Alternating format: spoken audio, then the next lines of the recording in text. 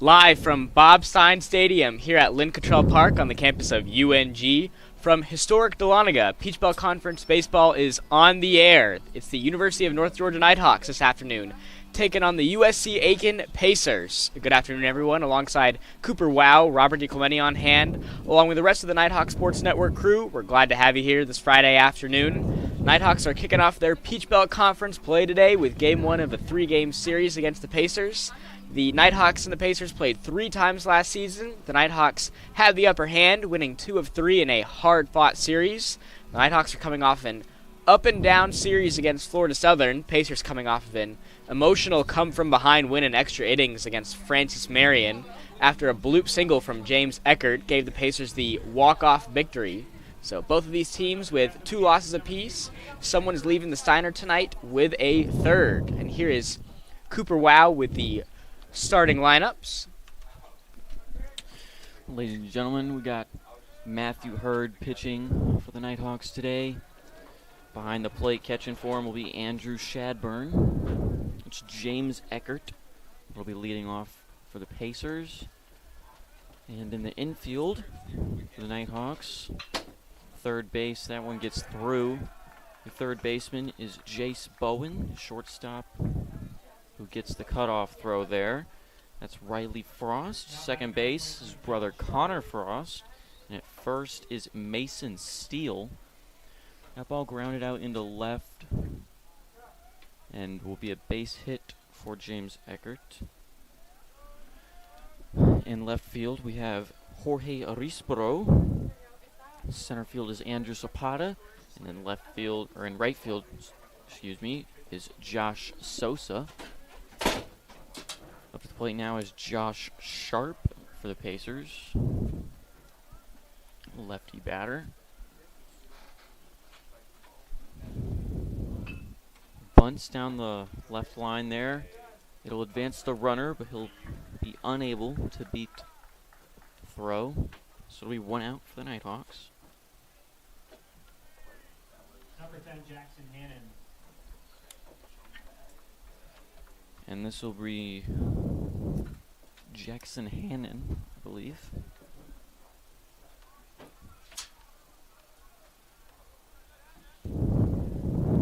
Eckert at second. Strong wind today, blowing from right to left. You see the flag out over center. It's definitely a little chillier out today. Absolutely, yes, and it's only going to get colder this evening. Might drop below 40 by the time this game is over, I believe. That's what the weather forecast said. It'll be close if it doesn't get there. It'll probably feel like it's under 40 once the sun drops. It's already behind the clouds.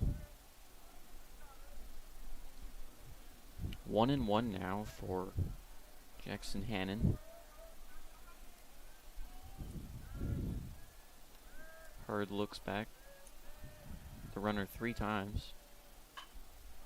It's going to be popped. Just over the Nighthawks dugout. Make the count 1-2. Again, 1 out for you. A good crowd here today. Very dedicated, considering how cold it is. Definitely see some jackets, some blankets out there. Absolutely. Parkas are on here in Dahlonega. This one's grounded in the gap again. Throw won't get there in time. Originally, Eckert was held at second, but after the throw from Riley Frost, he'll be able to get to third anyways. It'll be a base hit for Hannon. This will bring up number 15, Justin Bird. Number 15, Justin Bird. Throw was not there in time. Riley Frost did everything he could to get it there on time, but running in the opposite direction, just did not have the ability to get it there. Hurd does a good job there, getting that one in 0-1.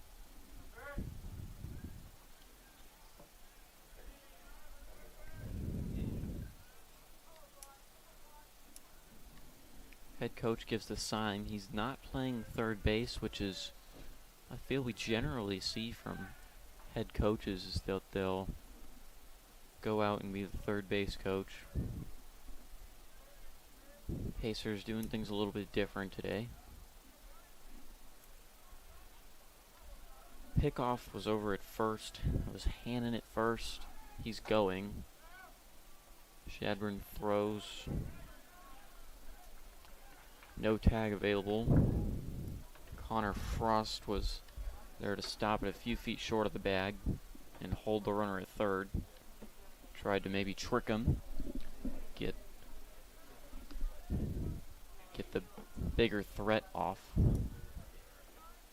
2 runners in scoring position now for Justin Bird. Counts 1-1.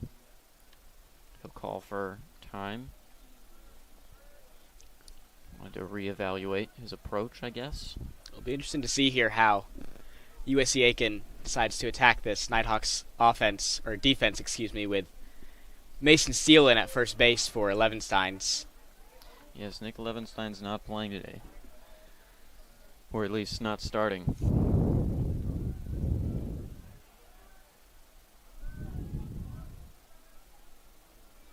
One and 2 now for Justin Bird.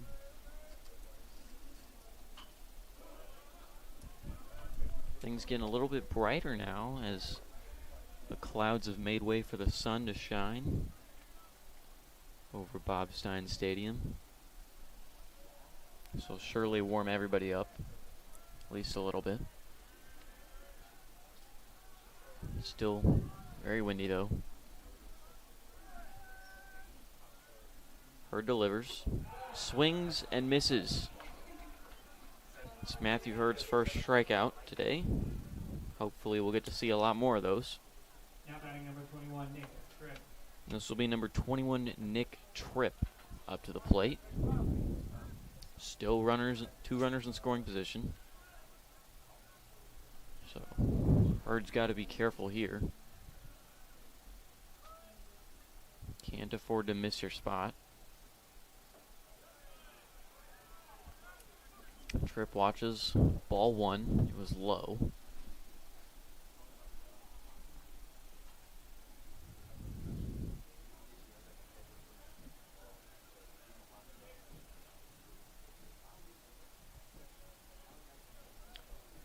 Some fans still filing in.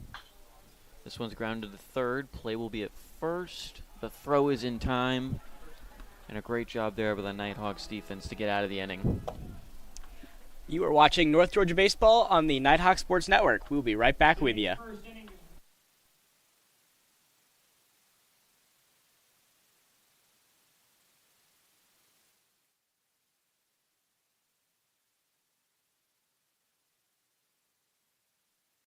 She has her whole life in front of her and already has a world-class heart team behind her.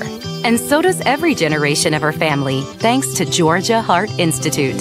Every day, our cardiologists, heart surgeons, and vascular surgeons bring breakthroughs that save and improve lives for generations. So whether you need heart care today or in 2073, we'll be here with the very best for your heart. Georgia Heart Institute. Meet Harper. Harper was born to care and always had your back. Like the time she spotted a friend's rogue retainer, a threat of a permanent overbite, and made the save just in time. I got you.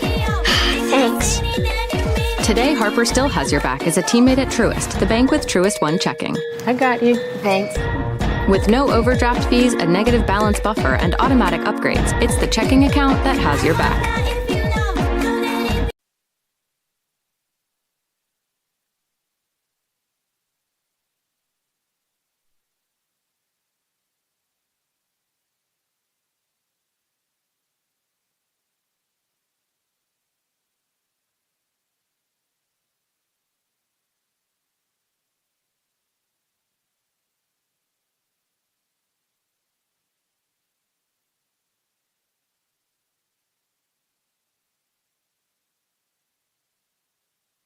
Back with you here in Dahlonega as the Nighthawks offense takes the field in the bottom of the first. Today's first inning is presented by Walden Realty, an official partner of North Georgia Baseball.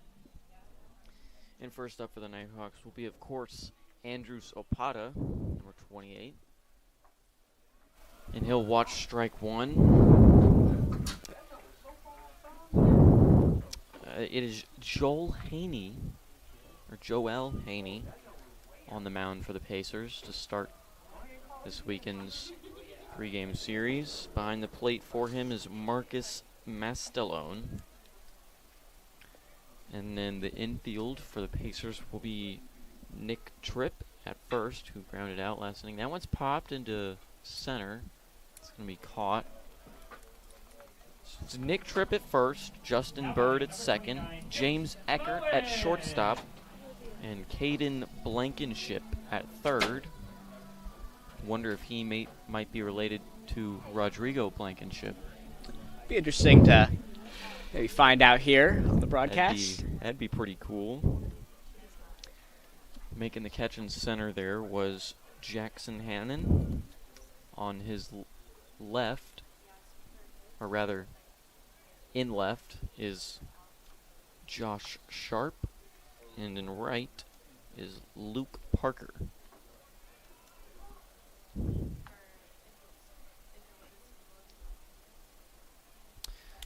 Don't think he's the brother of Rodrigo Blankenship. That is unfortunate.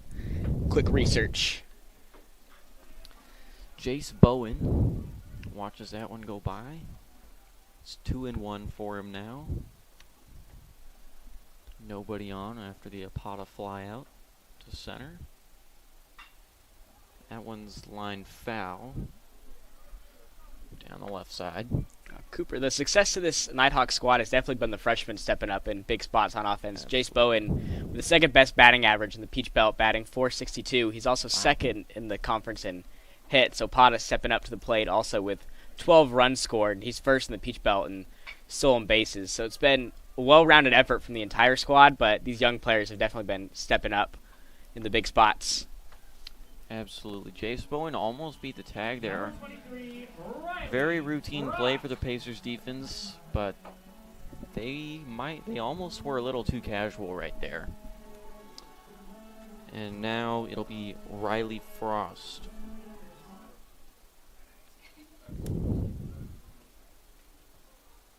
Two outs for Riley Frost.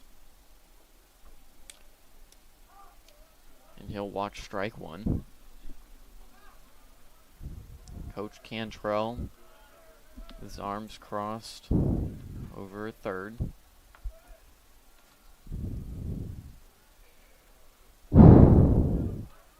Got the hardware on just in case. Riley Frost will watch strike two go by.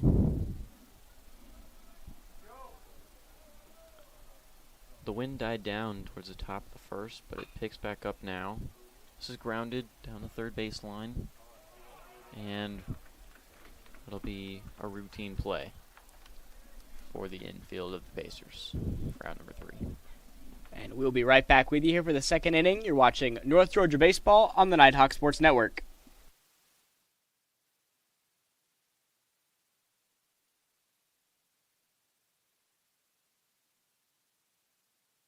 How do you create something that's different than everyone else? You do it differently than everyone else. Here at Copeland Creative, we specialize in telling captivating stories of wild people, wild things, and wild places. We don't just capture the story, we immerse ourselves in it. We are a diverse, multi-talented media house based in North Georgia, and if you have a story that needs told, we want to help you tell it. Greatness. Greatness is defined as striving to succeed. It is giving everything you have to achieve your goals. It's not defined by the numbers of games you lose, the numbers of shots you miss, but it's the risk in failing that will define your greatness. You earn it by showing up early, by pushing yourself every day, by working harder than everyone else. And when you've reached that point of giving up, you don't. Most people are good, others are great. Find your greatness.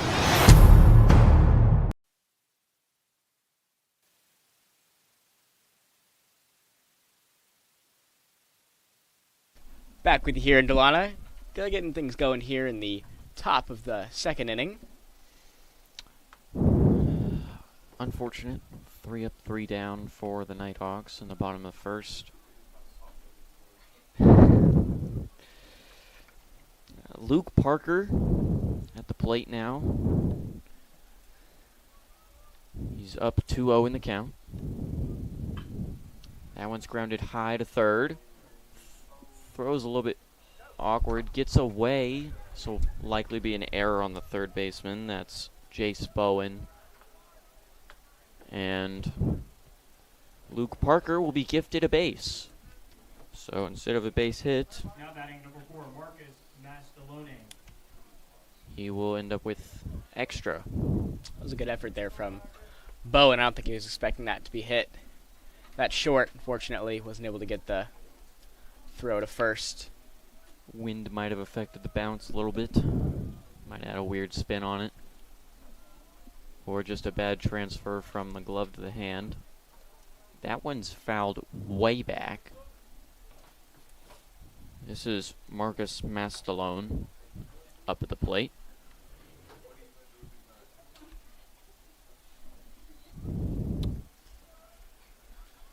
Shadburn wanted to talk to Hurd there for a moment. Probably just to calm him down. Make sure they're on the same page.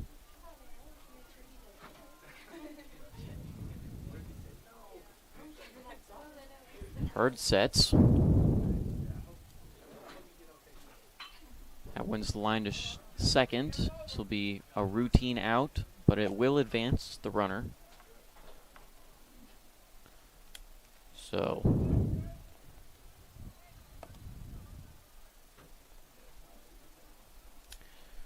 should be Jose Hernandez. It's number 12. Number 12, Jose Hernandez.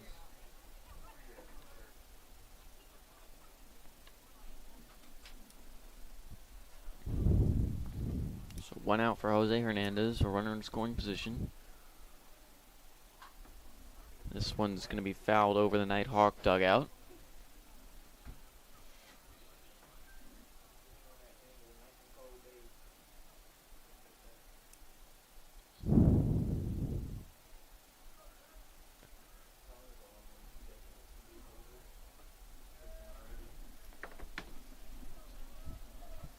Hurd sets. And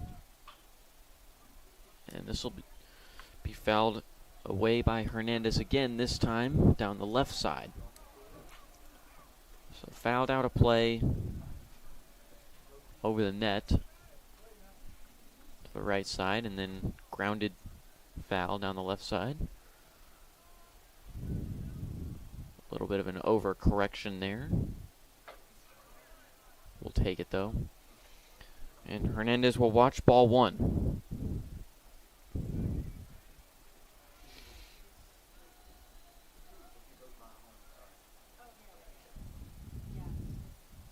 Hurd gets the signal. And that one's going to hit Hernandez.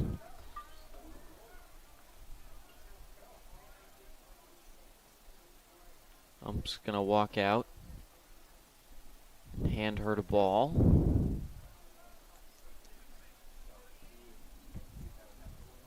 Number 7. Then I'll ask for a couple more to put in his pocket. So now Caden Blankenship will step in. He's got a weather face mask on, not a safety one, but keep him a little bit warmer. Runner goes, tag's not there in time. And that's, I believe, Luke Parker at third. Now Jose Hernandez at second for Caden Blankenship. Still only 1 out. The Nighthawks were in the same position last inning. They got out of it. They'll have to do it again here. That one's just outside, so it'll be 1-1 for Blankenship.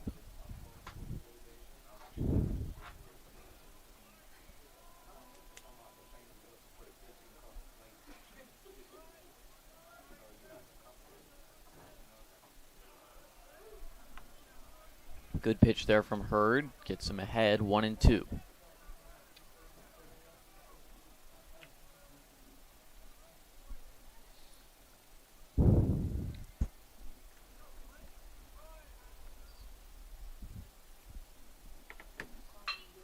This one's grounded, and it gets by. So this will advance both runners a bag, so the Pacers will strike first. Be a base hit and an RBI for Caden Blankenship. Number 2, James Eckert. And it looks like Coach Cantrell wants to talk about it. So infield's going to come in here. Nobody warming up in the Nighthawks bullpen yet. Only 1 run. It's still very manageable for the Nighthawks. Absolutely, but it's an early lead here for USC Aikens. It's definitely warranted to have a little bit of a conversation here. That ball just getting past the reach of Frost, allowing USC Aiken to get on the board. Yep. Absolutely. Coach Cantrell probably just wanted to calm everybody down. One of the windier games that I've seen in my time here. So, certainly with it still being February, not being consistently warm yet, players might be shaking a little bit. That's Georgia weather for you. Yep. Pickoff attempt there at first. That's Blankenship at first. And it's Hernandez at third.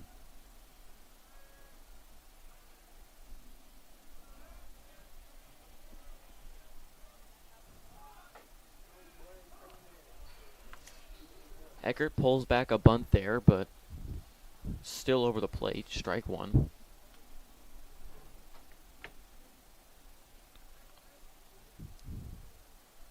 We'll see what Hurd and the defense can concoct here. Try and get out number 2.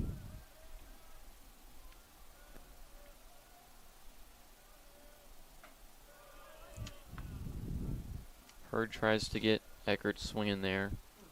It's outside though. 1-1. Eckert had a hit in his last at-bat. He was also one responsible for that walk-off victory for the Pacers in their last game, so he's definitely got some momentum coming into this one. And I'll pop this one into shallow right. Catch is made in time, and it's absolutely going to be able to stop there, not let the runner tag. Now batting number 22, Josh Sharp.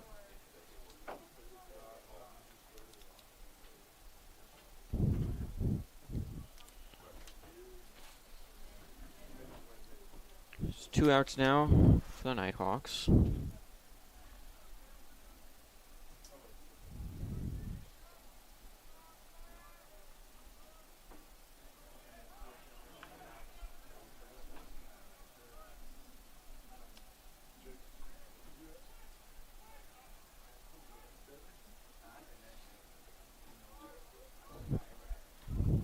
So we 0-1 for Josh Sharp.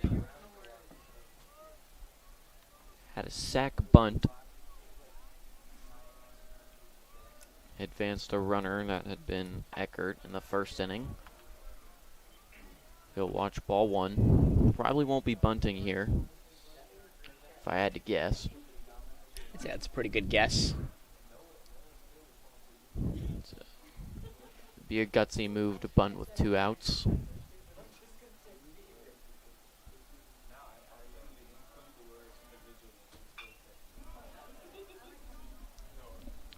We'll foul this one away over and out of play.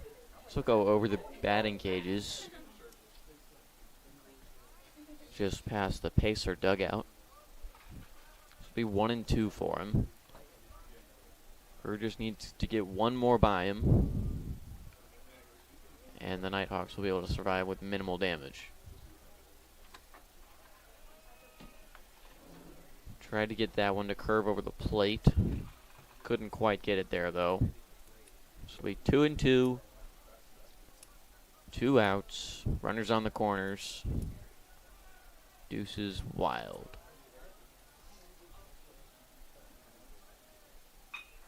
This one's lined to short, and it gets through again. So it'll be a base hit. And an RBI.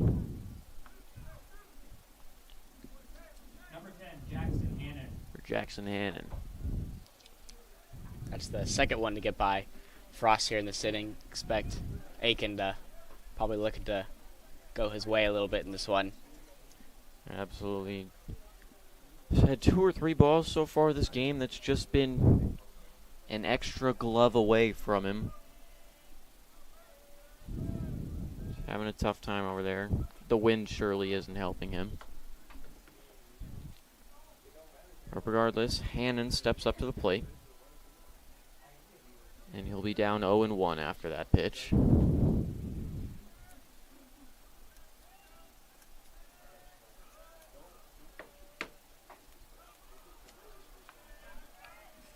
And quickly, he'll be down 0-2.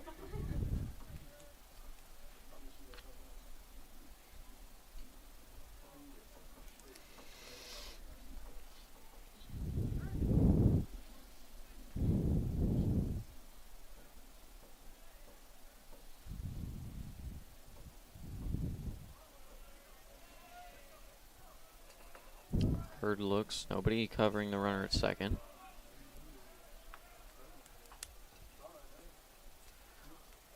That one's in the dirt outside. 1-2 for Hannon. He had a base hit in the first. Unfortunately for the Pacers, it did not amount to anything. Although they've more than made up for it here in the second inning. Fastball low there, just under the strike zone. So it'll be 2-2. 2 outs, 2 runners on. Deuces wild again.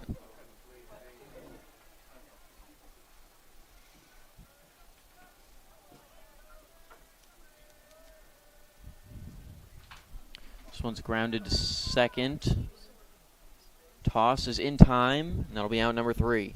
Nighthawks escape with just 2 runs given up. And that'll take us to the bottom of the second. Don't go anywhere because you're watching North Georgia Baseball on the Nighthawk Sports Network.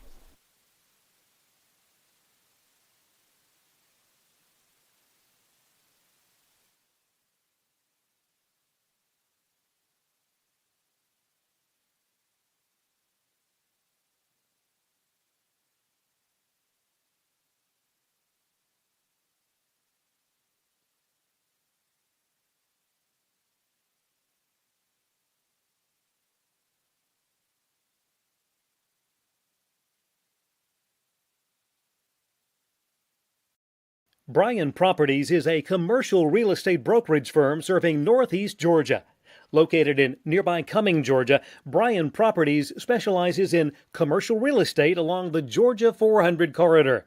For more information on Bryan Properties, visit bryanproperties.net.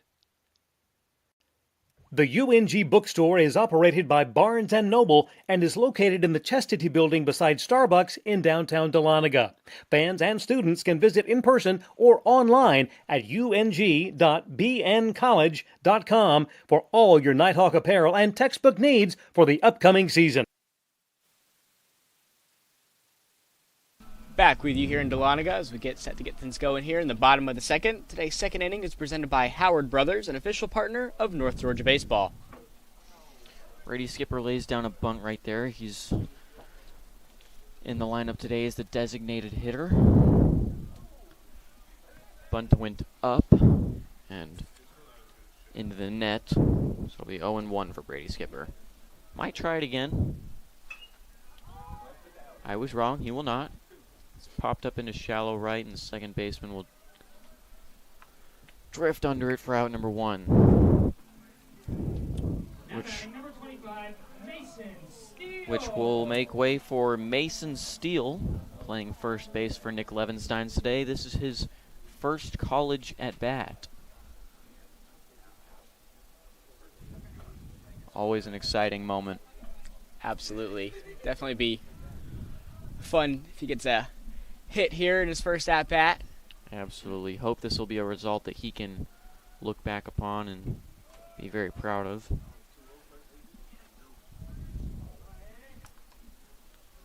He's done a great job so far as he's up 2-0 in the count. 3-0. And he's just one away from his first time being on base in a college setting. And there it is. Mason Steele takes those. Number 18, Andrew Shadburn. So he'll reach first on a 4-pitch walk.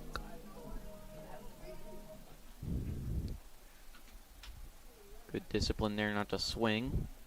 Make sure Joel Haney on the mound could throw him a strike. Unfortunately for Haney, he couldn't. Now Andrew Shadburn is behind 0-1 early in the count. You mentioned earlier, the Nighthawks have such great plate discipline this season. Levenstein leads the Peach Belt Conference in walks with 9. Opada and Connor Frost have each been hit by pitch 4 times this season. That's tied for second in the Peach Belt Conference. So everybody on this team has had a good eye all season, which has led to the Nighthawks being able to cushion some of their leads after some errant pitching, especially with the bases loaded. Absolutely, and it's also a testament to the players' durability. Taking all those hit-by pitches. Absolutely. Shadburn behind 1-2. Gets the sign from Cantrell. And that one comes back in. Apparently over the outside edge of the plate. So it'll be a strikeout for Shadburn. Connor Frost.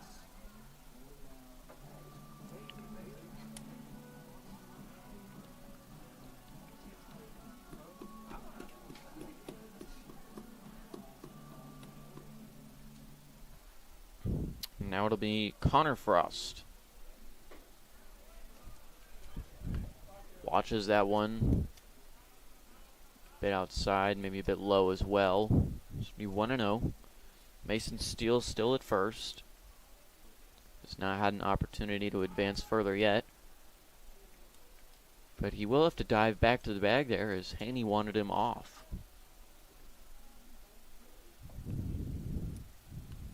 Unsuccessfully tried to pick him off.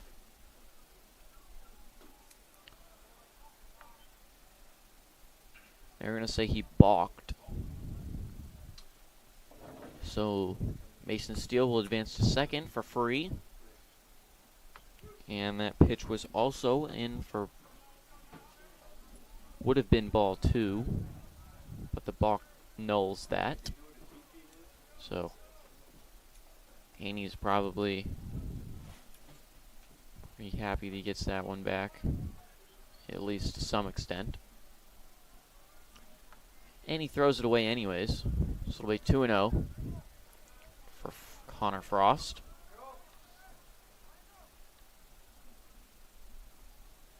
Two outs. And another ball there.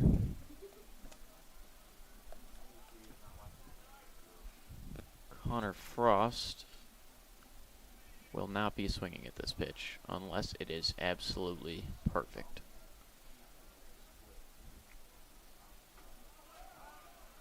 And now we have runners on first and second. So that is Haney's second 4-pitch walk this inning. Number 22, Josh Sosa. And Josh Sosa will step in. A runner in scoring position, a runner on first. An opportunity here for the Nighthawks to dig into that 2-0 lead. That one's going to get over the right fielder. It'll get back to the wall. 2 runs are going to score. Josh Sosa's going to go for 3. Throw's never going to get there in time. And that's going to be a triple. 2 RBI triple, for Josh Sosa. Mason Steele able to score a run here in his first game as a Nighthawk. Absolutely. It's always a pleasure when your first at bat turns into a run.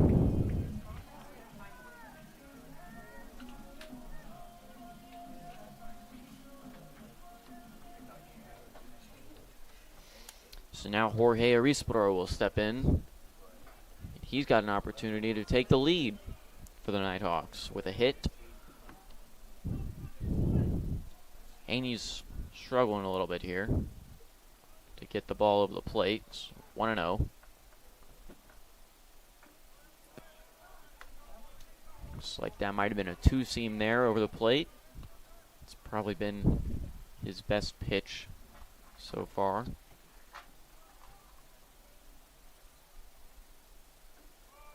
And that one's going to get away from him a little bit. Missed his mark outside. This will be 2-1. Again, 2 outs.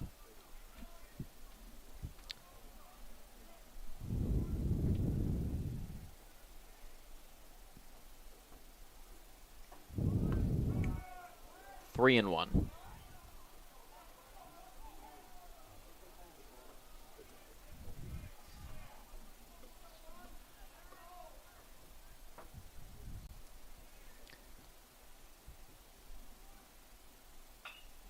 This one's short into left. Shortstop jumped for it, but did not have the hops for it. And that'll be a base hit and an RBI for Arispro, and that'll bring up Apata. And just like that, the Nighthawks have the first lead of the day. Head coach of the Pacers, Michael Holder, is going to want to talk about this with the infield. It's definitely not who you want to see up in the batter's box, Apata, especially after the Nighthawks have taken the lead here in the bottom of the second. Absolutely not when it's starting to slip away from you bat after at bat. Opata's not the guy you want to see standing in.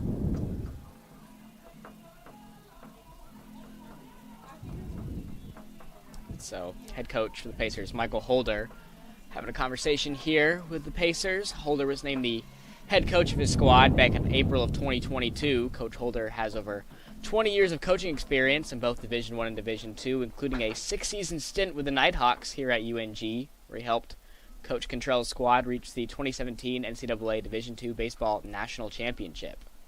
Wow. It's a place that is very familiar then for him.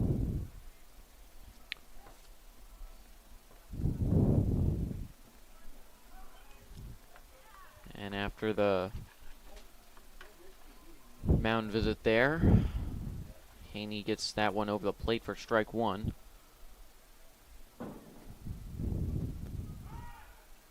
Pickoff attempt. First baseman Nick Tripp won't even bother trying to tag. Just toss it right back to Haney.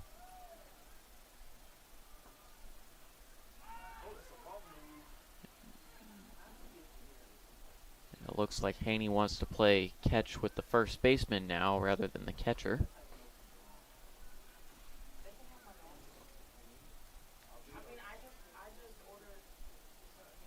Back-to-back pickoff attempts there. He'll finally throw to the plate again. This one's hit into left. Bit shy of the 365 marker, and it'll be out number 3 for the Nighthawks. And that'll take us to the third inning, but not before the Nighthawks can take the lead in this one. You're watching North Georgia Baseball on the Nighthawk Sports Network.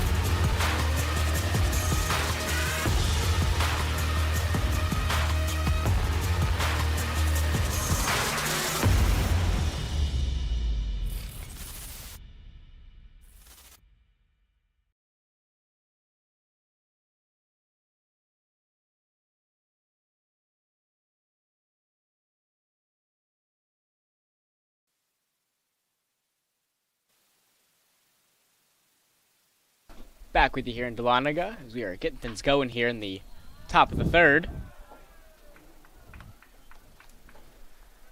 That was Jackson Hannon that just put another ball through the gap between third and short. Really been nailing that.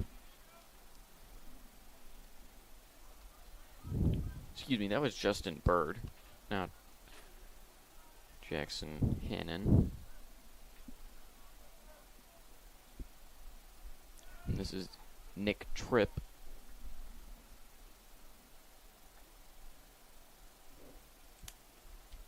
Who is standing in.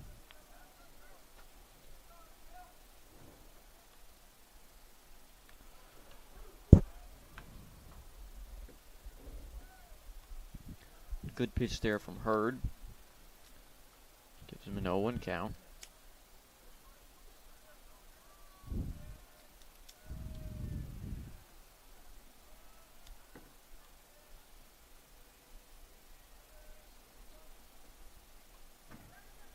This one I believe is fouled back. Maybe not. Either way, Tripp swung at it, so it'll be strike 2. Got away from Shadburn, and the runner, Justin Bird, will advance to second.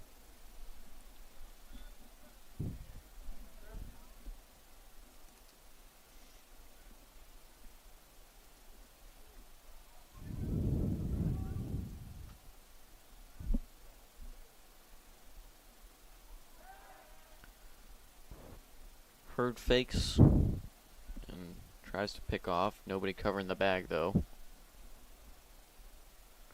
Neither Frost was there to make a play on it.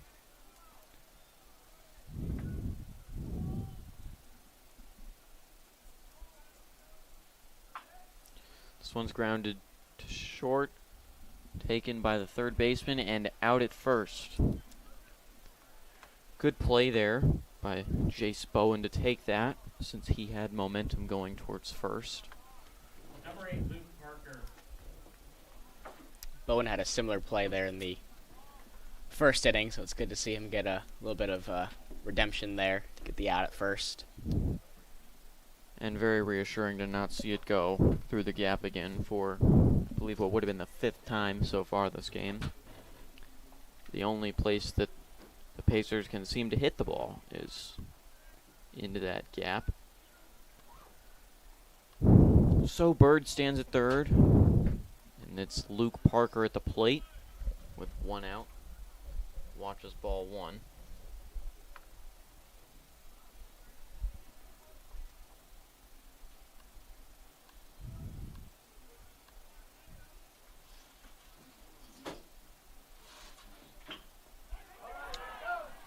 This will be a base hit into shallow right. It'll score a run and tie the game back up.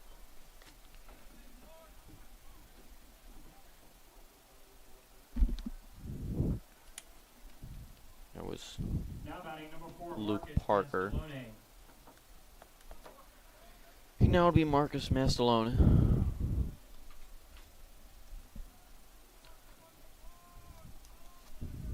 It was Justin Bird that crossed home plate right there for the tying run. So he scores 3-3.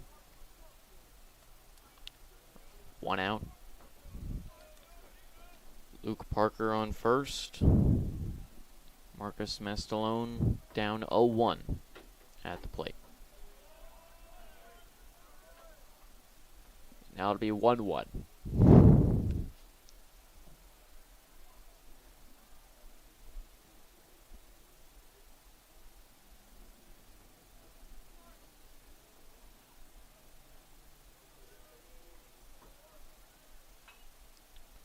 Good pitch there from Hurd, fouled off by Mastalone.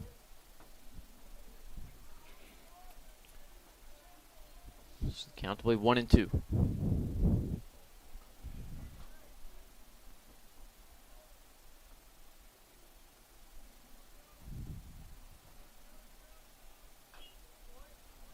Fouls another one off there.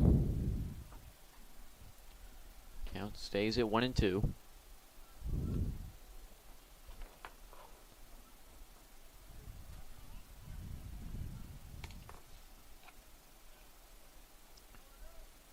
Hurd waits for the signal, gets it, sets, picks off, not there in time.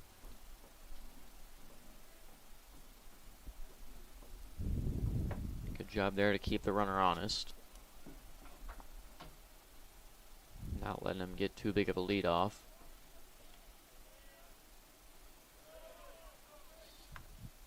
Shadburn keeps that one in front of him.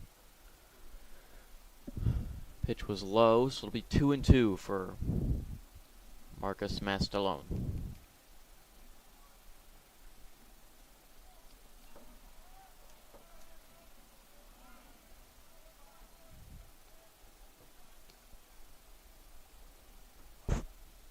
Good job by Mastalone to kind of work his way back into a 2-2 count here. He's been battling at the plate.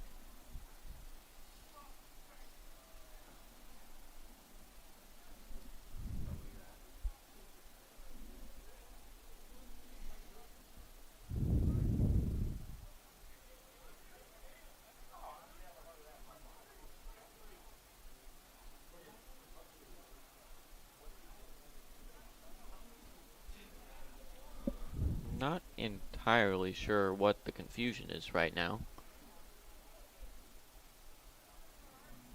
But,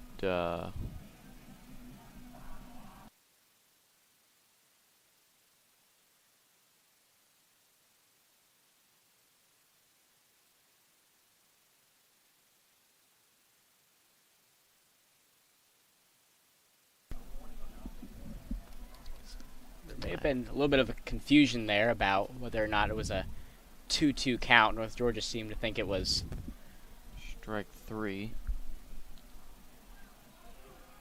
But it reads 2-2 on the boards, and the umps say it's 2-2.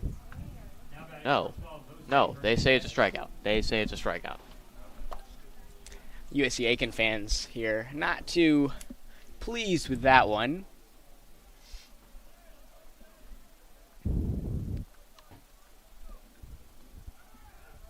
Runner takes off.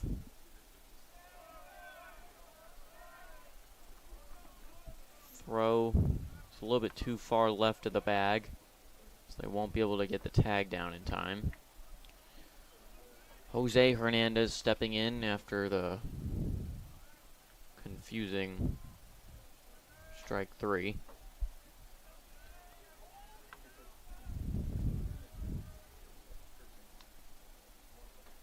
That one's outside. Shadburn tries to snag it with his bare hand after it bounced. Gets a little bit away from him. And now that'll be Luke Parker at third. Jose Hernandez will need to get this one in play to take the lead.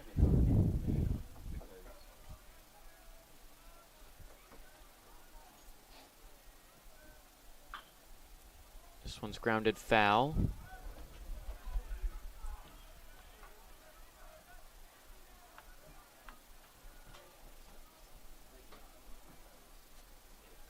Steps back in, counts 1-2.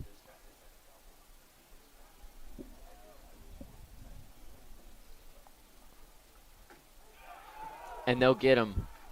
They'll get him looking strike 3 and out number 3. And that'll take us to the bottom of the third. This one all tied up at 3 apiece. You're watching North Georgia Baseball on the Nighthawk Sports Network.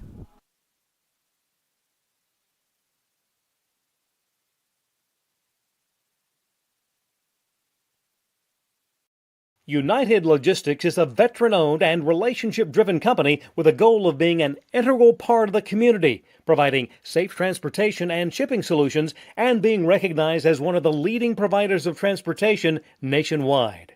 Visit unitedlogistics.net for more information.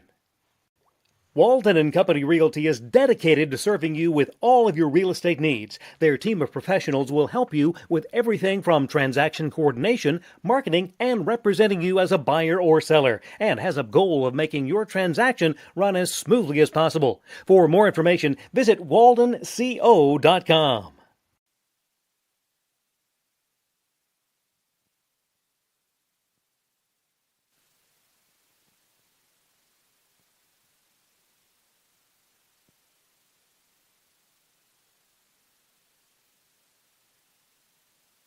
Back with you here in Dahlonega, the bottom of the third. Today's third inning is presented by Captain D's of Dahlonega, an official partner of North Georgia Baseball.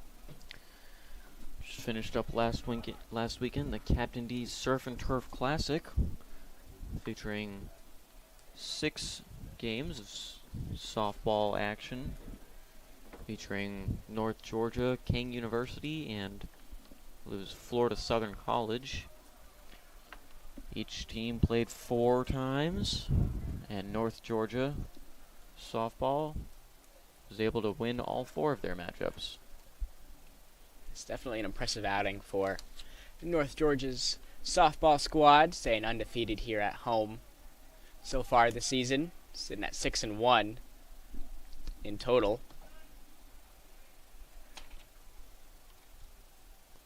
Jace Bowen up, is waiting for a pitch that he can swing at.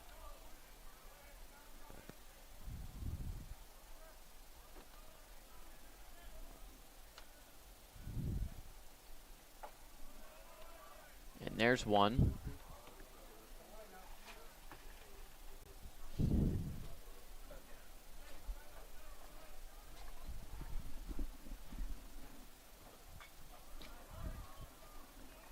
Fouls that one away. Now it's a full count.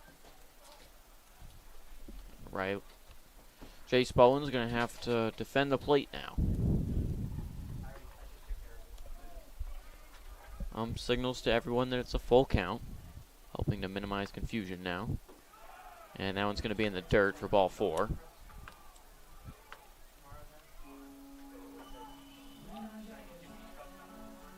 So now Riley Frost will step in. Runner on first after the walk.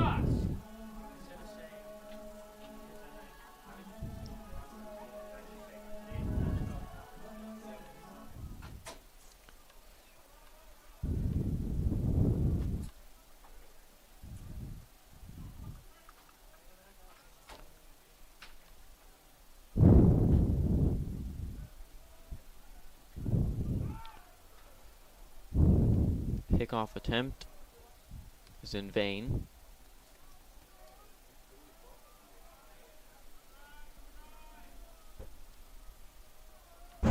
Bowen would not be caught lacking there. He will, however, catch the defense lacking, stealing second there.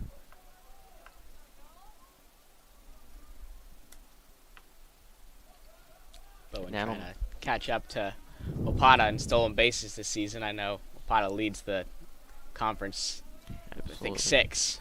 So he's got a little bit of a ways to go here. Yes, Opata is very fast when he gets on base. And that's why they've got him out in center field on defense. That steal will make Riley Frost's job that much easier if he can get a hit.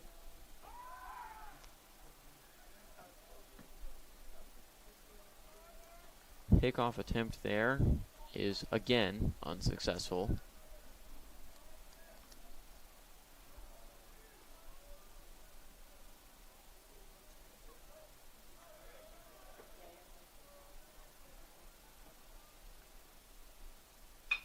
This one's lined to short. Hesitates on throwing to third and instead goes for first. So that'll advance the runner and also be out number 1. So now designated hitter Brady Skipper will step in. He's going to be looking for a different result than last time as he flew out to lead off the second. Ended up being a great inning for the Nighthawks, though. This one's grounded to the same spot. Throw's going to be to home, and he's going to be out. So that'll likely be ruled as a fielder's choice. Number 25, Mason Steele. Heads up play there by shortstop James Eckert to throw it home and save a run rather than give up the lead and get the out at first. Another pickoff attempt. And And another runner not picked off. 2 outs for Mason Steele in his second time walking up to the plate here in his college career. He was walked in his last at-bat, so it'll be interesting what the strategy is here for USC Aiken now with 2 outs in the inning. Mason Steele calls time. Needed a minute there. Just get an extra swing. Didn't do much swinging in his last at-bat, but he did get all the way around the bases. And that was the Nighthawks' first of 3 runs.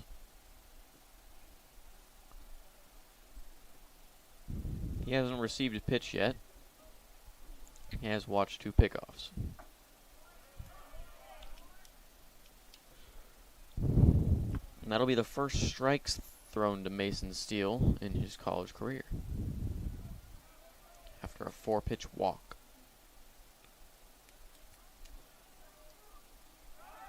Runner goes.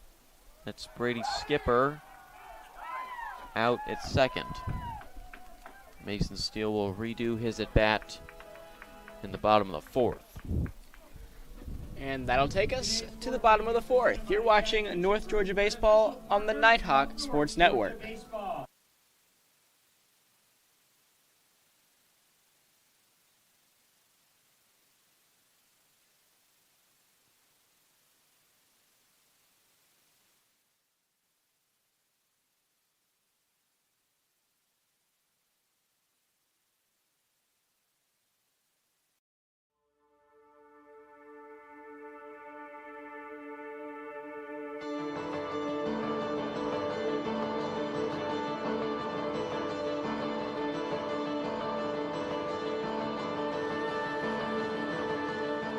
Here in Dahlonega, we treasure our history. We treasure our waterfalls. We treasure our wine. But most of all, we treasure our guests.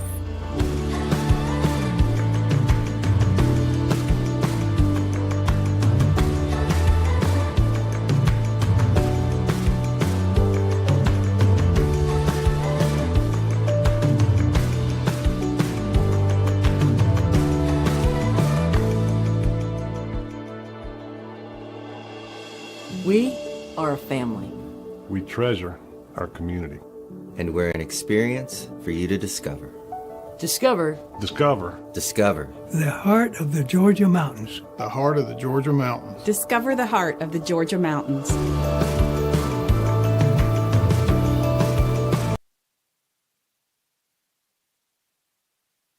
Back with you here in Dahlonega as we're getting things going here in the top of the 4th. Today's 4th inning is presented by Chattahoochee Group, an official partner of North Georgia Baseball. Pacers try to put another one in between the gap. But now Riley Frost is having none of that. That was Blankenship, I believe, that just grounded out. So it'll be out number 1. This bunt is way high and way foul. Probably would have been out number 2 had it been fair.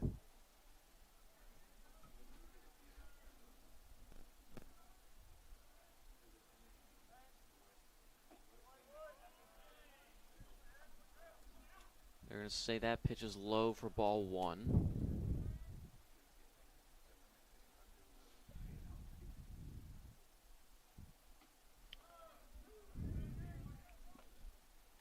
Sun's mostly disappeared behind the clouds, at least for now. We're not out of time to see much more of that. The lights are starting to come on here in Bob Stein Stadium. 2-2 now for James Eckert. Has a base hit and a fly out today. And very nearly had a ground out added to that.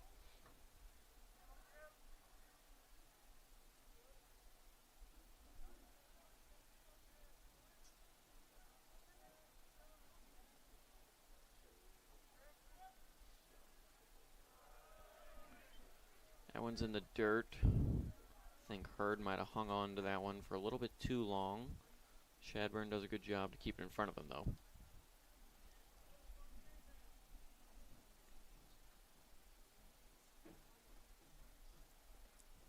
Shadburn's done a good job all season long on some of these wild pitches, not letting it get too far away from him, keeping things under control.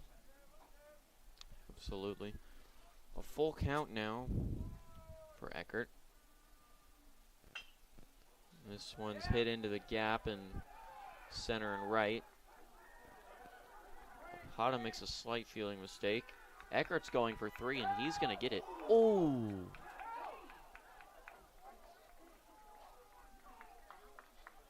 Not a great throw there after the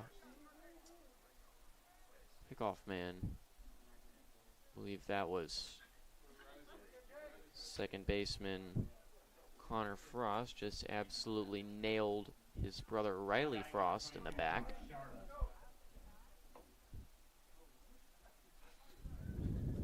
That brother connection there, not on the same page. Yes, that was not the type of connection you want to see. But they're both all right. They won't be fighting right now. Maybe when they get out of here, they might have a little chit-chat about that. Hopefully no hard feelings, though. So Josh Sharp will step in. Not a whole lot of work here to do for him if he wants to get Eckert home. Eckert just proved that he was fast. So, with only one out, Sharp just needs to get this one on the ground.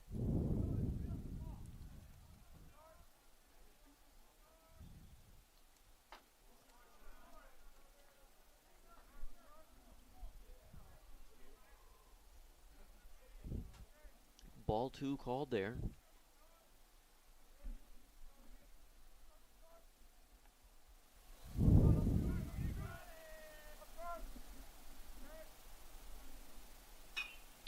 This one's popped into left.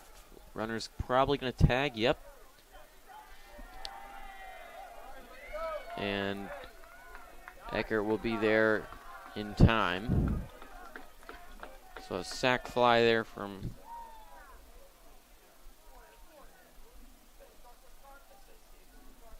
that is Josh Sharp that had the sac fly, sorry. Score run number 4 for the Pacers, and they'll have their second lead of the afternoon.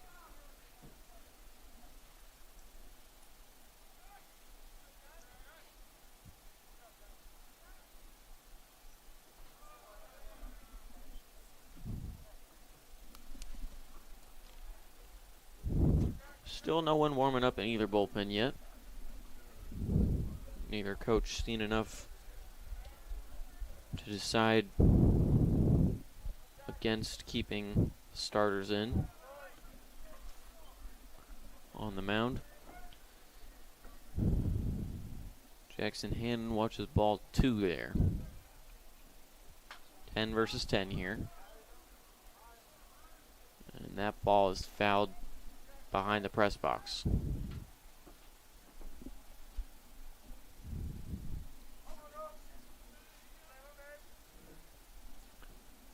Two and 1. 3 and 1 now.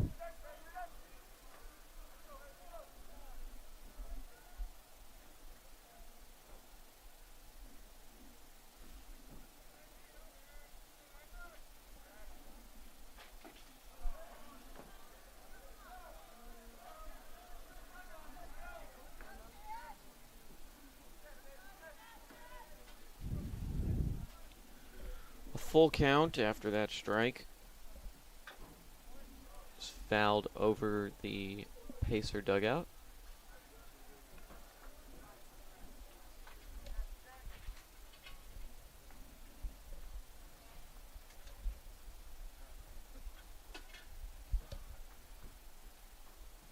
So I'll redo the full count after the foul ball.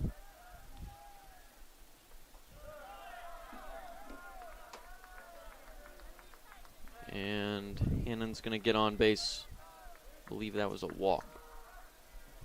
Not a hit by hit. Not a hit by pitch. Either way, he stands in on first for Justin Bird. Struck out in the first, had a base hit to lead off the third. He would eventually score to tie the game.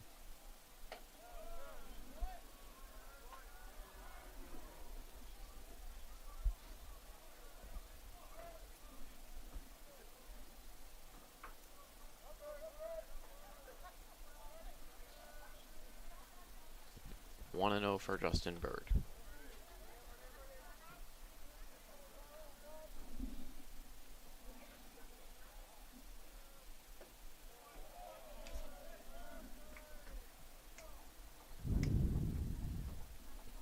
Two and 0 for Justin Bird.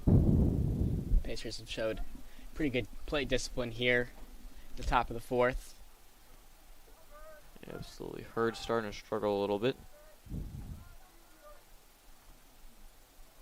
Pickoff attempt there. Unsuccessful.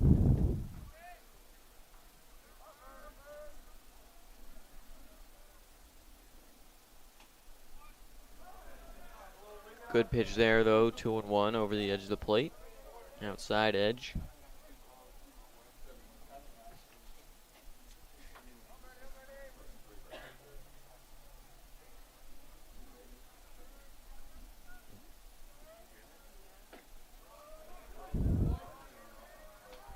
Bird was probably looking for something different there. Wasn't quite prepared to swing at that one. And it's 2-2.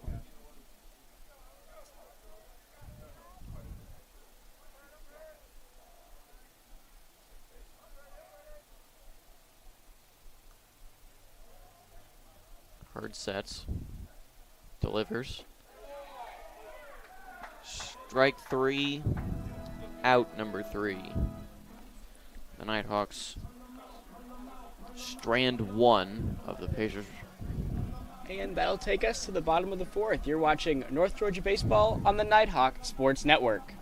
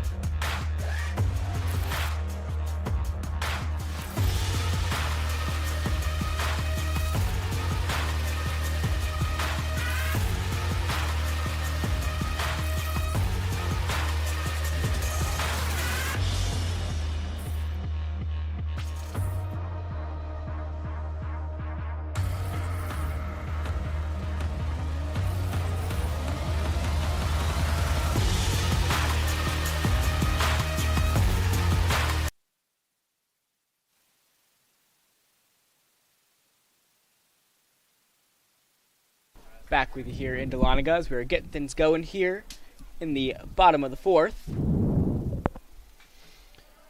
Mason Steele back up to plate. His at-bat was cut short last inning when Brady Skipper was caught stealing.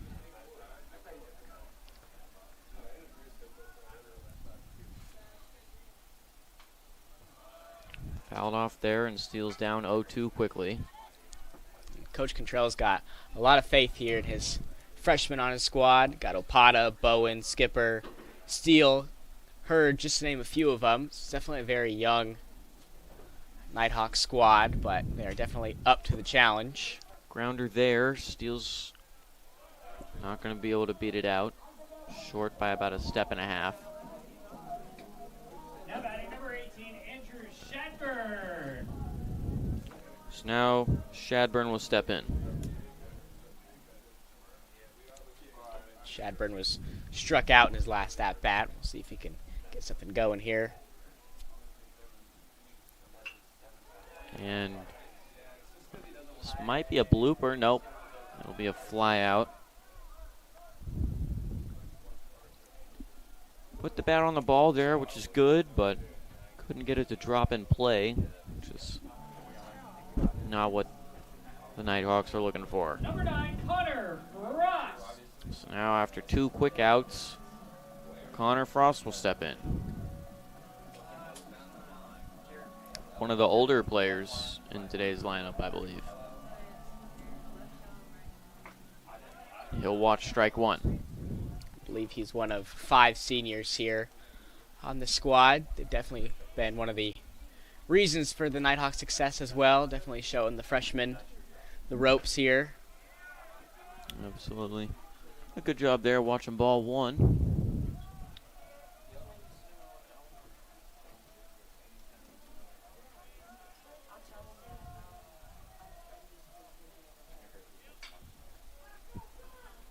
That one's hit hard into right. Drops fair. Just over the line. Connor Frost is going to be in safely with a double.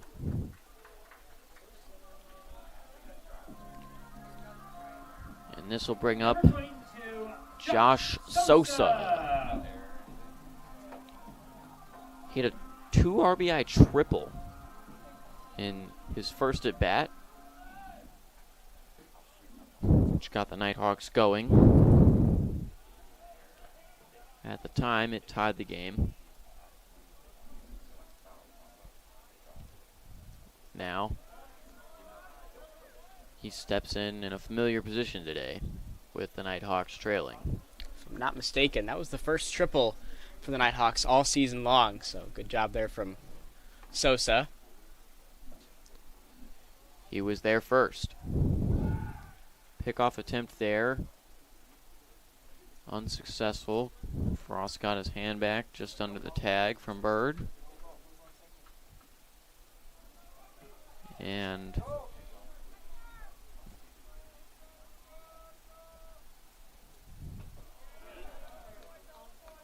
Sosa swings and misses at that one, 0-2.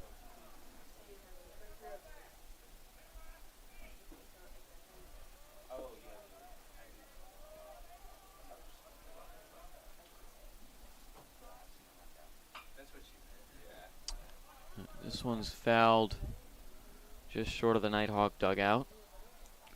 Frost was stealing on that one. Or maybe he just wanted an early start.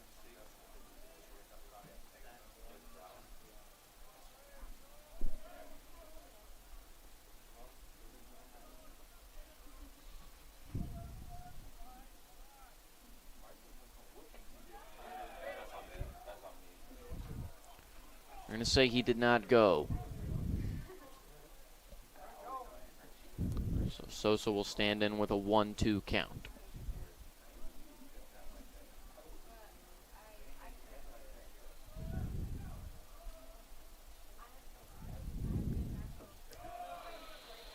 That one's low.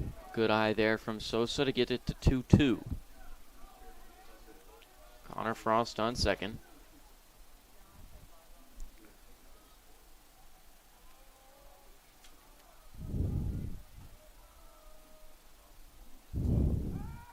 Another pickoff attempt. Interesting balk move there from Joel Haney. Moves towards the plate first, but it's quick. Umpires haven't really caught it much. That one's in the dirt. Connor Frost is going to get third because Marcus Mastalone behind the plate could not field it cleanly. And it's going to be a full count for Josh Sosa. And that wild pitch there will make Sosa's job a lot easier. Sosa's been able to battle his way all the way back to a full count here. Absolutely. Full count, and all he needs to do is get this one likely out of the infield. He'll take a walk instead. Pacers fans not happy with that call, but the ball was definitely inside. And now runners on the corners for Jorge Arispro, who had a base hit and an RBI in his first at bat in the second inning, which gave the Nighthawks the lead, 3-2 at the time. And a big hit here would give them the lead again. That one was just a bit outside for ball one. Just a bit. Just a bit. On the very far side of the lefty batter box.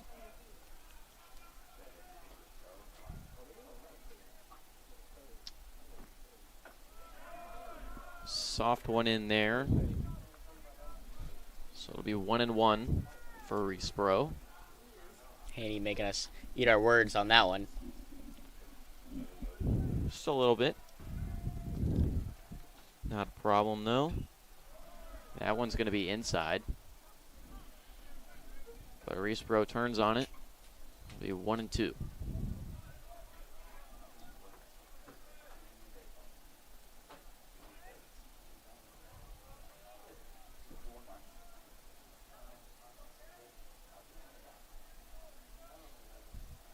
Delivers. That one's in the dirt. 2-2.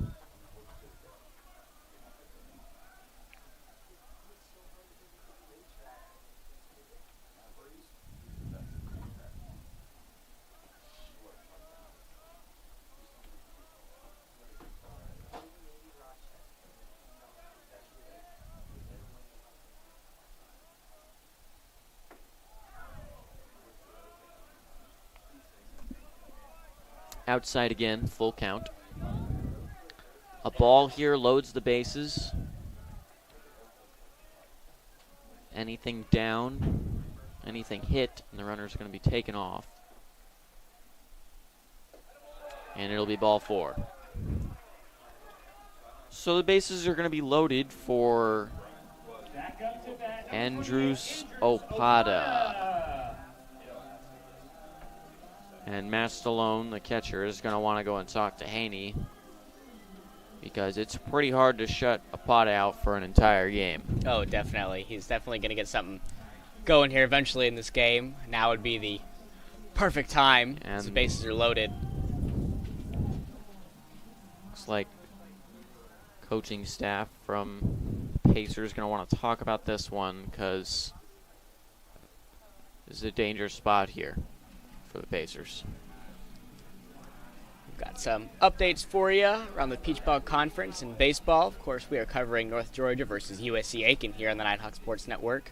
Lander versus USC Beaufort underway at 5 p.m. about 18 minutes ago. Same thing with the Georgia College, Florida Southern College matchup.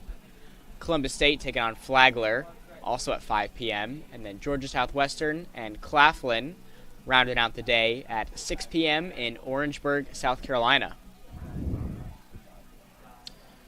Absolutely not quite underway yet, but keep you updated on the other three as they progress.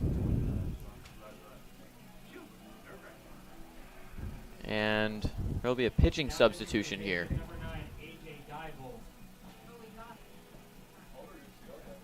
This will be number 9.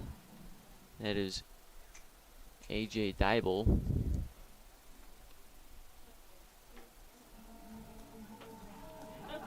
And the Pacers dugout's going to jog down to the back of the bullpen and back. Do some jumping jacks, keep themselves warm. Keep the legs stretched out.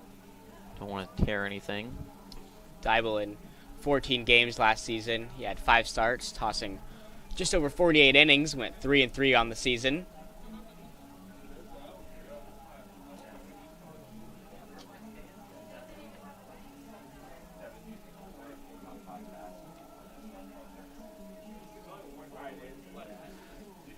And the runners are going to run back to the bases real quick as Dybel is almost done with his warm-ups.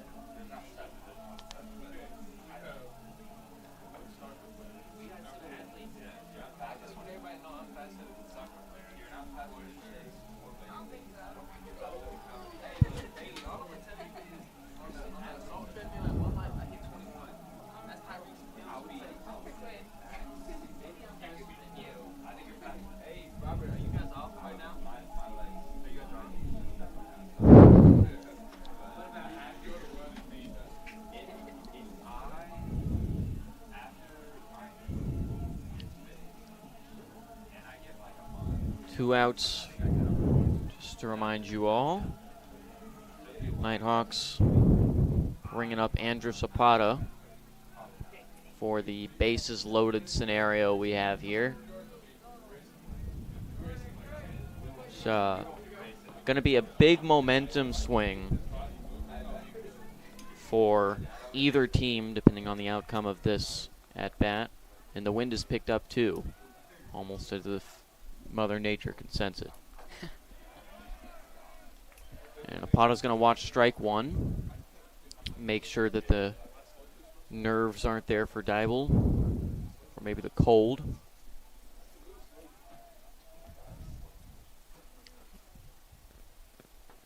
That one's going to be outside, so it'll be 1-1 for Opata. Yes, the wind has definitely had an effect here on both of these defenses for USC Aiken and North Georgia. Absolutely. Baseball out in the cold is very tough. This one's fouled, or popped up into foul territory right next to the first base bag, but it'll be out number 3. And that'll take us to the 5th. We'll be right back with you. You're watching North Georgia Baseball on the Nighthawk Sports Network.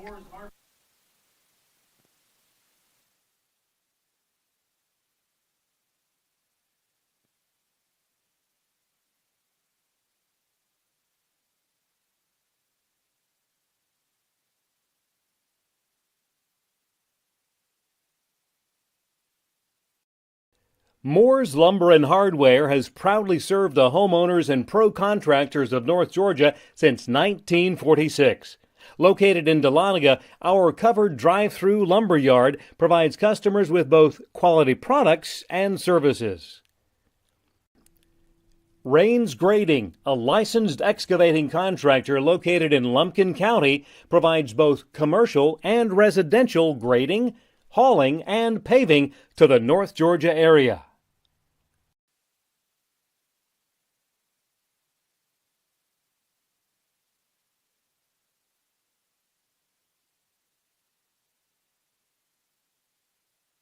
Back with you here in Dahlonega as we're getting things going here in the top of the 5th. Today's 5th inning is presented by Moore's Hardware and Lumber, an official partner of North Georgia Baseball.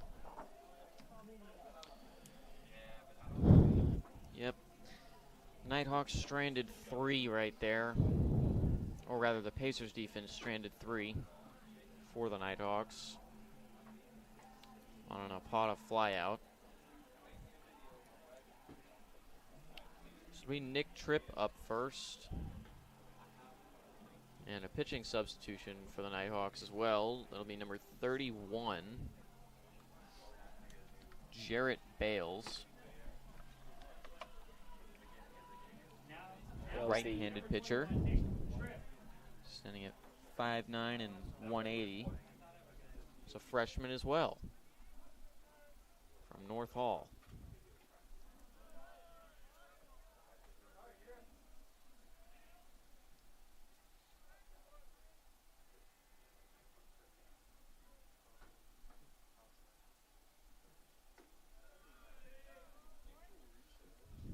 Two straight balls here thrown from Bales.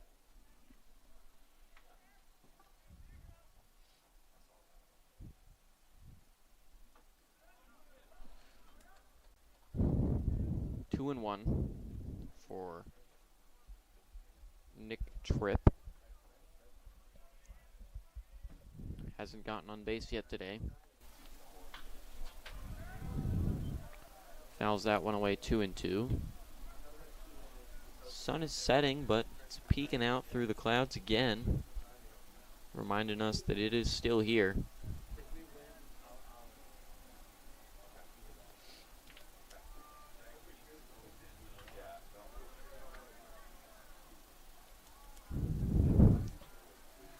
Fouled another one off there.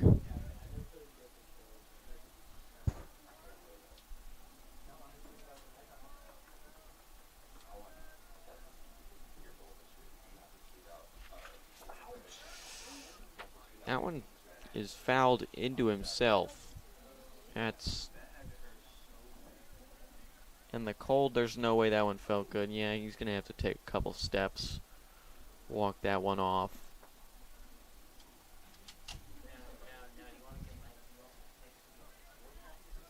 Yeah, definitely can't feel good, especially in the cold. To get hit like that. Triple looks to be okay here, though. He steps back into the batter's box. Cold definitely ups the pain. Probably about close to double the amount. Stings that much more.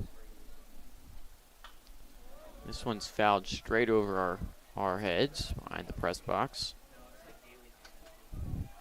Hopefully won't get to the parking lot.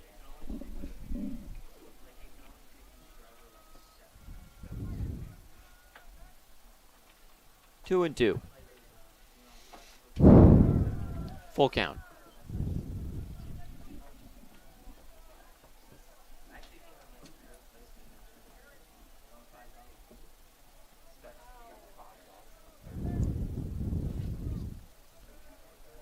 Bales sets. Here's the delivery.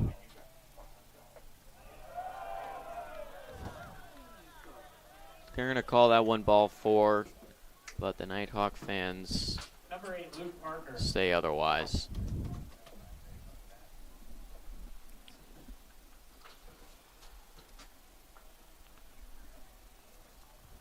This will be Luke Parker up to the plate.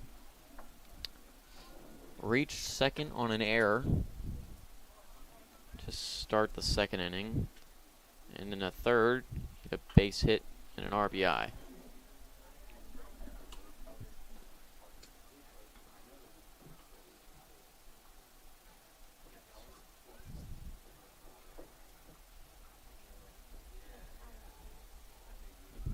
This will be 0-1.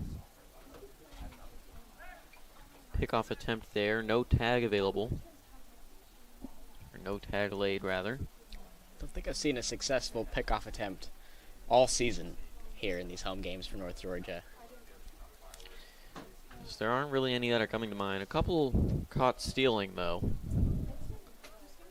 Unfortunately, the most recent caught stealing was Brady Skipper for the Nighthawks. Much rather would see Shadburn catching people stealing. 0-2, though, for Parker.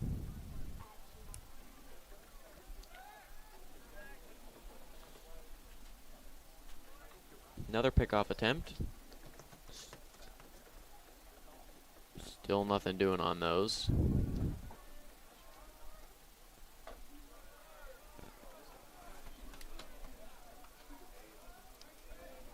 Got one apparently just high for ball 1.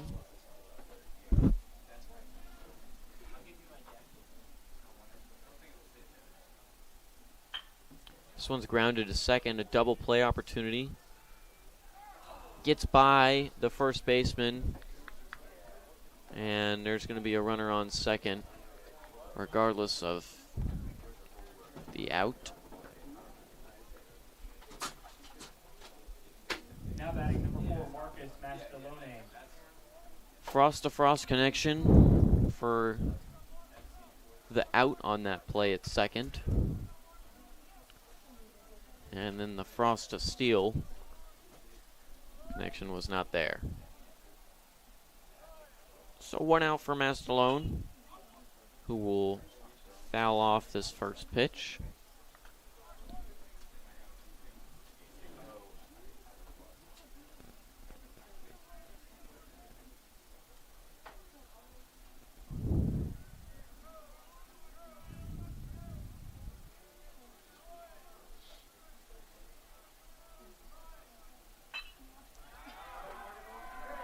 And that's going to drop into shallow right field. There'll be no out available, and now there will be runners on the corners. That was Mastalone's first hit of the afternoon. Number 12, Jose And Hernandez will be looking for his first hit now. He was hit by a pitch in the second. Later would score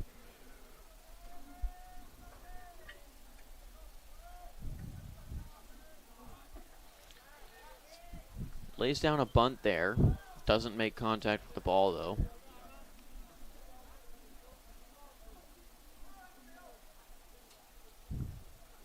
Missed rather important part of bunting right there. Say making contact with the baseball is probably first priority.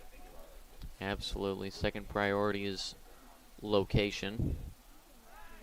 Pickoff attempt there. Keeps picking off to first. Seen a lot of those today, despite there being runners on the corners in many of those scenarios. We haven't seen a pickoff to third yet. Another pickoff attempt to first. Again, it's 0-1 for Jose Hernandez.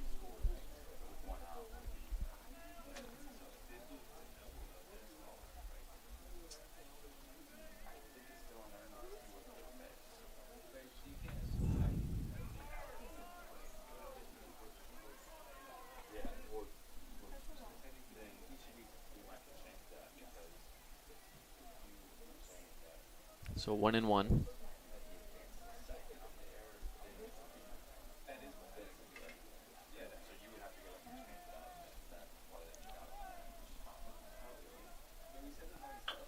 This is grounded to third. Throw's going to be home and in time, so they'll save a run there. Heads up thinking from Bowen to get that one to Shadburn quickly for out number 2. So that'll go down as a fielder's choice. Had an option to go to first. Instead made the right decision to save a run. Now keep it at a 4-3 game. So it'll be 2 outs now for Caden Blankenship.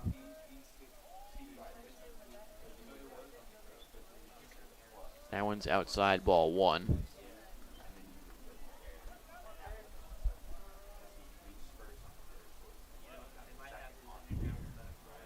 It's Mastalone at second, Hernandez at first.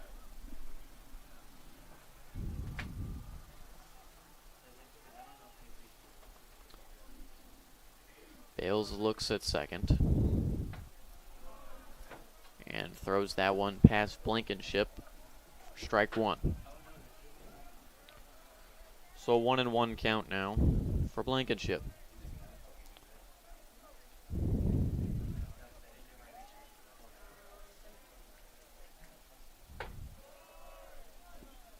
That one's high, 2-1.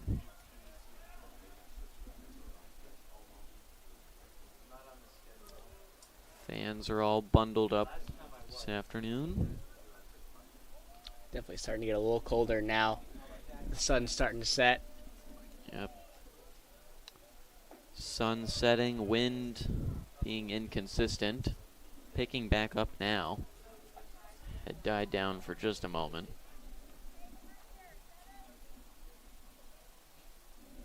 Seems I may have jinxed the in-venue fans today. 3-1 swings, and the count will run full.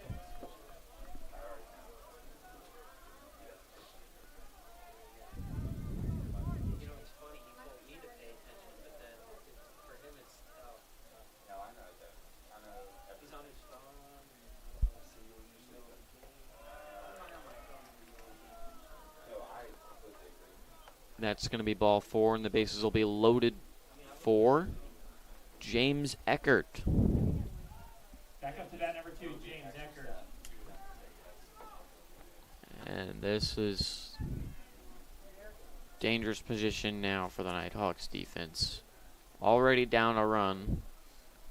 They really need to be careful here. Good pitch there from Bales, 0-1. Eckert's already got 2 hits in this one, so as you mentioned, definitely not who they want to see in the batter's box, especially with the bases loaded here.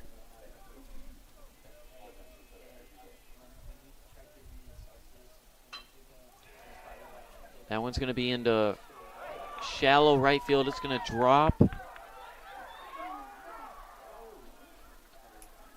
And they'll score 1 run. But Shadburn's going to stop Hernandez dead in his tracks. That'll be out number 3.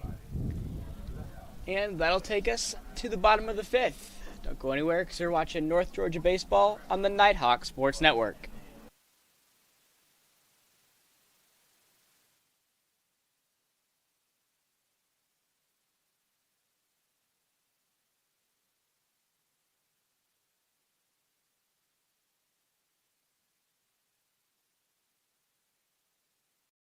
Bryan Properties is a commercial real estate brokerage firm serving Northeast Georgia. Located in nearby Cumming, Georgia, Bryan Properties specializes in commercial real estate along the Georgia 400 corridor. For more information on Bryan Properties, visit bryanproperties.net.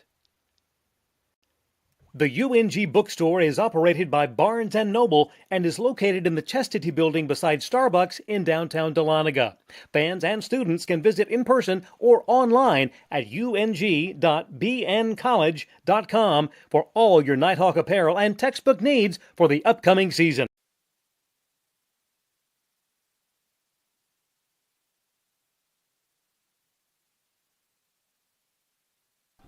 Back with you here in Dahlonega as the Nighthawks are looking to get things going here in the bottom of the 5th. In NCAA Division II, there are no limits. That's why UNG gives student athletes the opportunity to excel on and off the field of competition. Please join Nighthawk Athletics as we continue to pursue the NCAA Division II mission and make it yours. Back up to bat, number 29, Jace Bowen. So up to bat for the Nighthawks, leadoff will be Jace Bowen.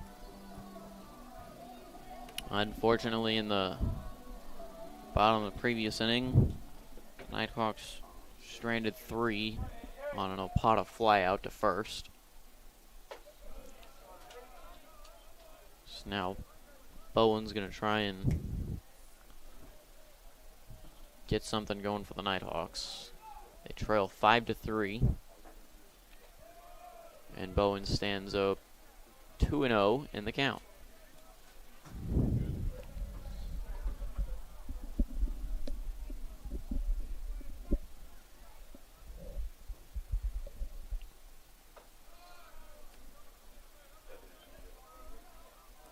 It's 3-0 for Bowen. It's A.J. Dybel at the mound. Took over in the 4th inning for Opata. For the at-bat with Opata. Dybel gets that one over the plate for the first strike of the at-bat.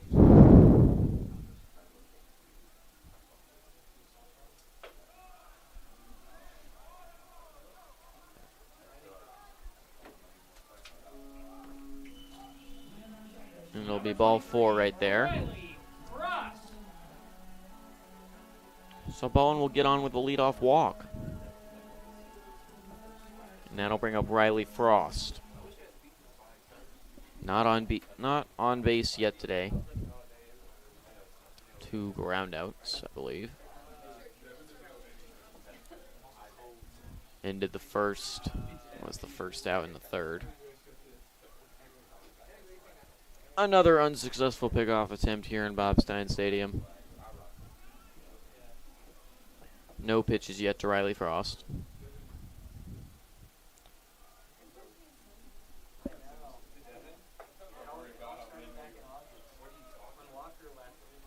Ball 1 there for Riley Frost.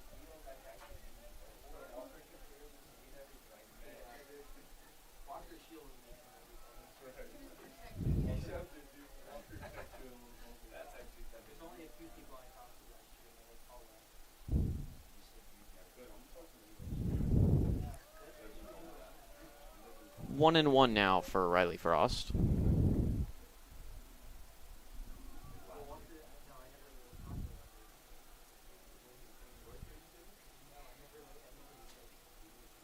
Strong wind from right to left.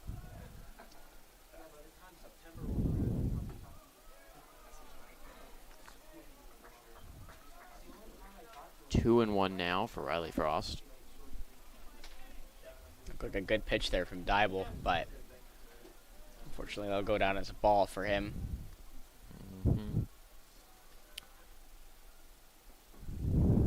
Bowen at first. This one's hit hard into right. And not hard enough. This will be out number 1. Bowen will not be able to advance. And Brady Skipper will come back up. He reached base in the 3rd inning on a fielder's choice, and then subsequently was caught stealing, unfortunately.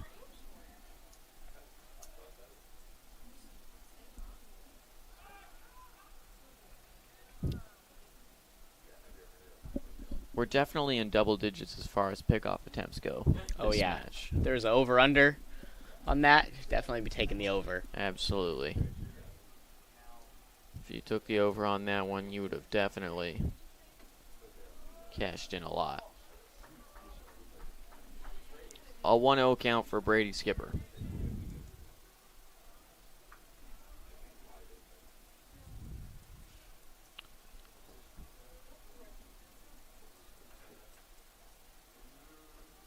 Speaking of over-unders, March is almost here. So, Vegas and the people who enjoy sports betting where it's legal are going to be very excited, paying very close attention to things of that nature. But for now, Brady Skipper will have a 1-on-1 count. And there will be another pickoff attempt.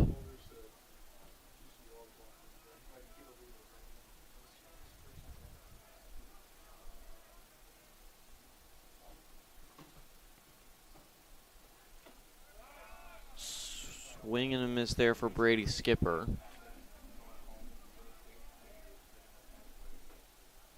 This will be 1-2. Waits to step back in as Cantrell gives the sign. My bet is Bowen is stealing here.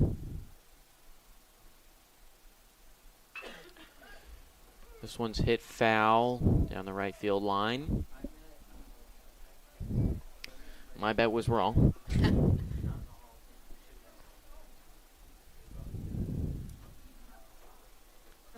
But that's what makes it fun.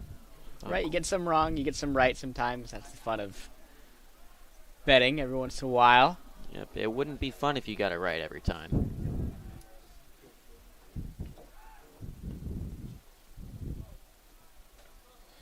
Would be lucrative, though, if you got it right every time. Oh, yeah, definitely, you know, I'll be looking to take some pointers from you.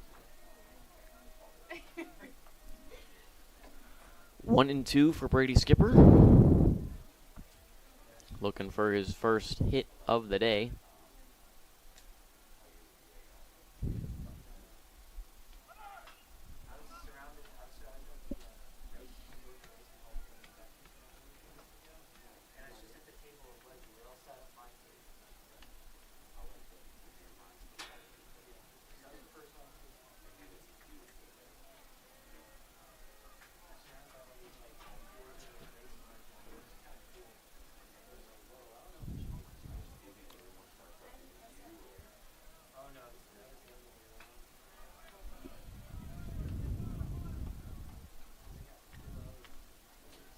Skipper really battling here.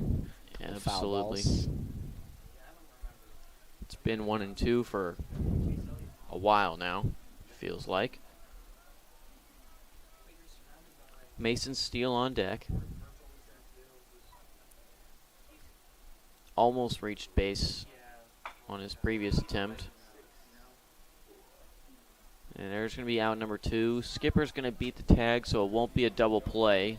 Now batting number 25, But Mason Steele. Does not really improve the Nighthawks' position here. So now Mason Steele will step in. Would love to see a big hit from him here. Oh, yeah.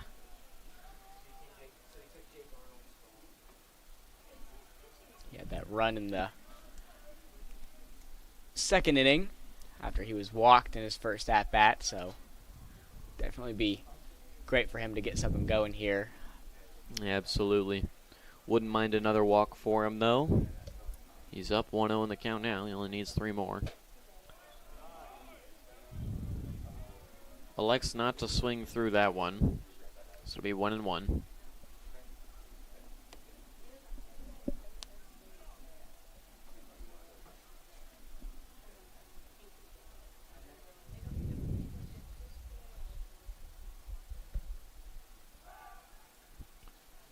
Another pickoff attempt there, and it's a 1-1 count. A lot of focus from the pitchers today, all of them, on the runners. And that one's lined through the gap between short and third. So Mason Steele has his first hit in college baseball. Definitely a big milestone for him. He's got to feel good with that one. Absolutely. So Brady Skipper stands at second, Mason Steele at first, and Andrew Shadburn will look for his first hit. A strong hit here. Get the Nighthawks on the board for the first time since the second inning, where they put up 3.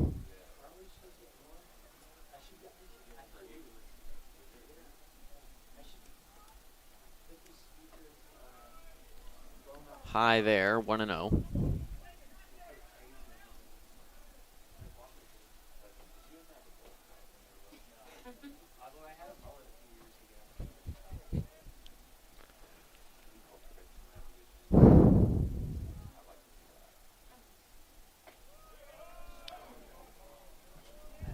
Similar pitch there, this time a strike.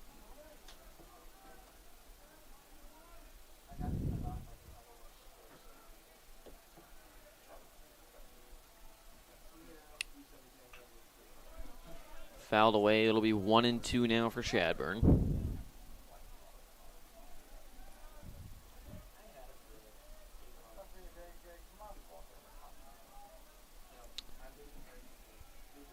Two outs. Got to get this one out of the infield. So the play is at the nearest base. Pickoff attempt there. Brady Skipper gets back. Caught him stealing the last time he was on base, so unlikely that he'll be this aggressive this time. That's maybe in his mind. Or it could be motivation for him to steal successfully this time. This one's grounded to short. And the throw to first will be well in time for out number 3. And that'll take us to the 6th. Your score still stays at 5-3 here at the Steiner. We'll be right back with you. You're watching North Georgia Baseball on the Nighthawk Sports Network.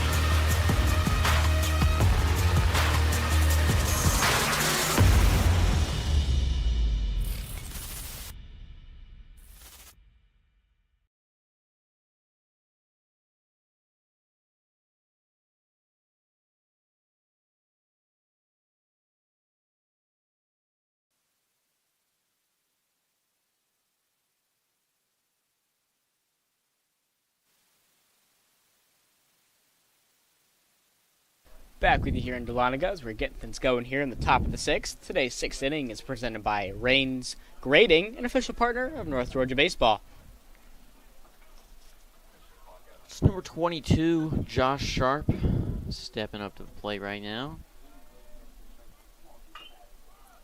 Fouls that one away. 1-1 for him. Still Jared Bales on the mound.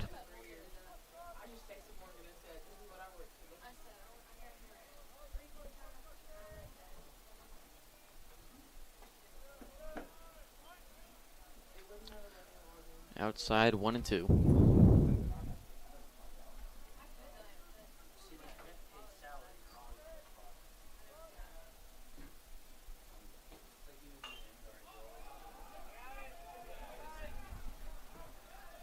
That one's going to be over, land in the stands, in the bleachers.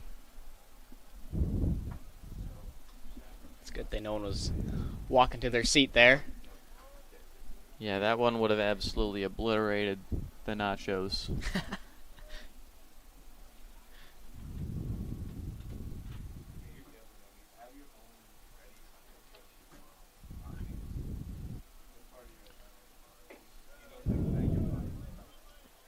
Ump calls that one out and low. So the count will be 2-2 now for Josh Sharp.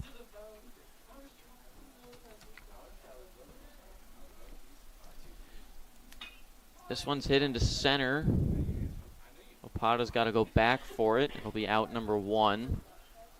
No trouble for him there. So 1 out for the Nighthawks here in the top of the 6th. But the Nighthawks still trail by 2.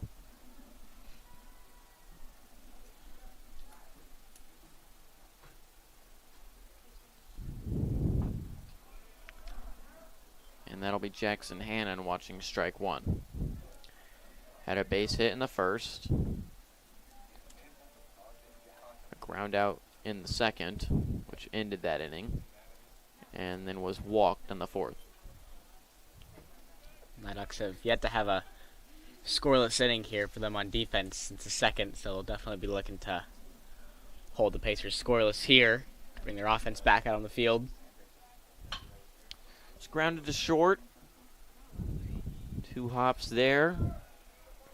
And a good throw from Riley Frost at short. It'll be 2 outs now. Now batting number 15, Justin Bird. So Justin Bird steps up, and the Nighthawks defense is working. Need to get one more here, though. Good pitch there from Bales, strike 1.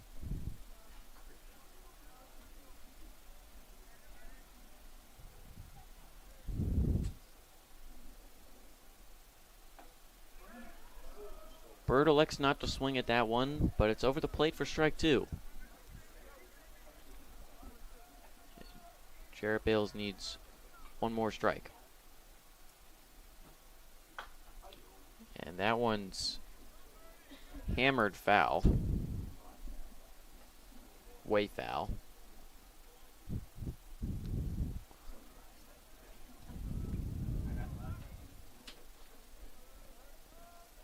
Oh and 2 for Bird.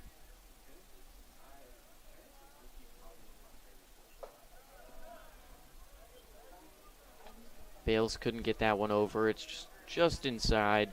So it'll be 1 and 2.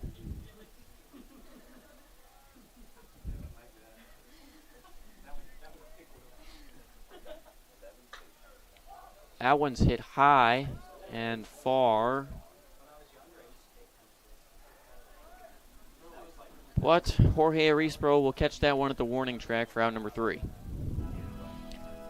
And that'll take us to the bottom of the 6th. Score is still 5-3 in this one. You're watching North Georgia Baseball on the Nighthawk Sports Network.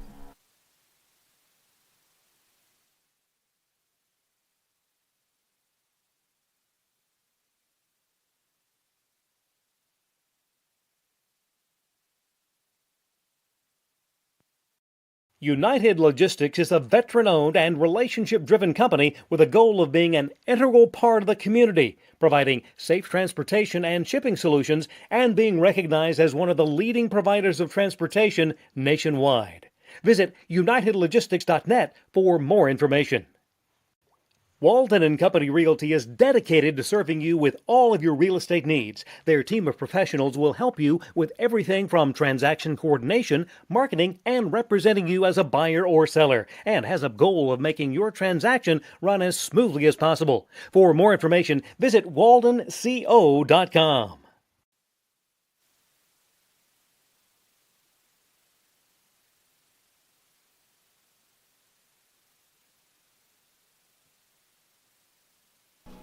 Back with you here in Dahlonega as we are getting things going here in the bottom of the sixth. Ticketing for UNG Athletics home events has transitioned to a fully digital model through the Hometown Ticketing app. For complete information on both single game and season tickets, please visit ungathletics.com/tickets.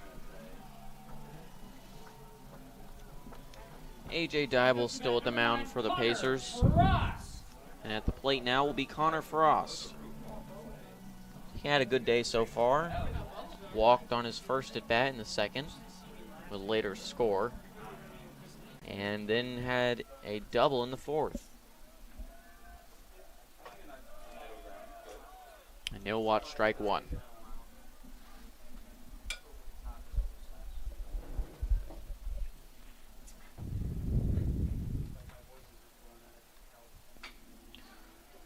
This one's hit into the gap that the center fielder was playing. Now batting, number 22, Josh. It'll be out number one.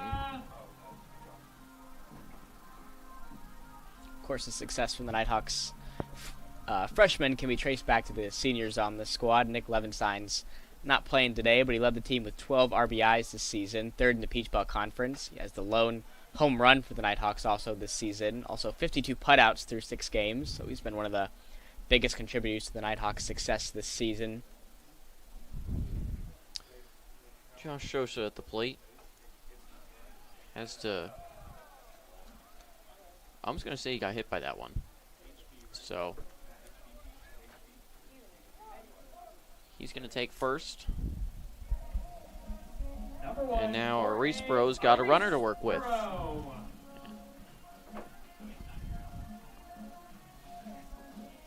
Home run would tie. Even it up at 5 apiece. But it's not too dire for the Nighthawks yet.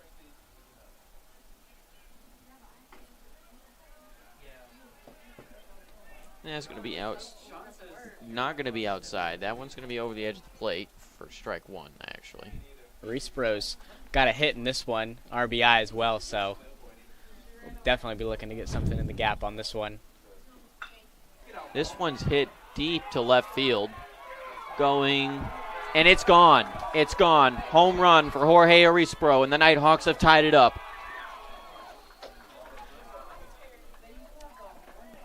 Maybe not in the gap, but over the wall will certainly do. Absolutely.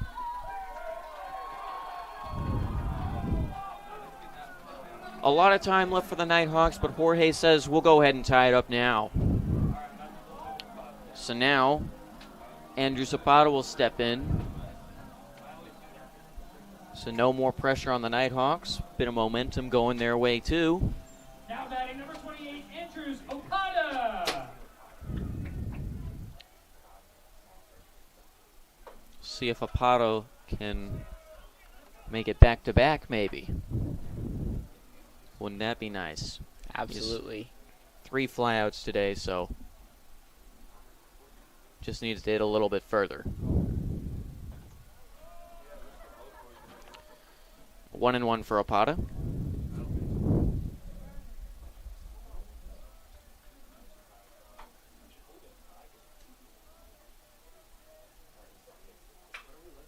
Grounded to second.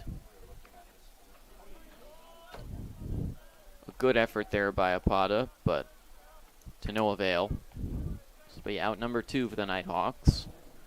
That'll bring up Jace Bowen. Number 29, Jace Bowen.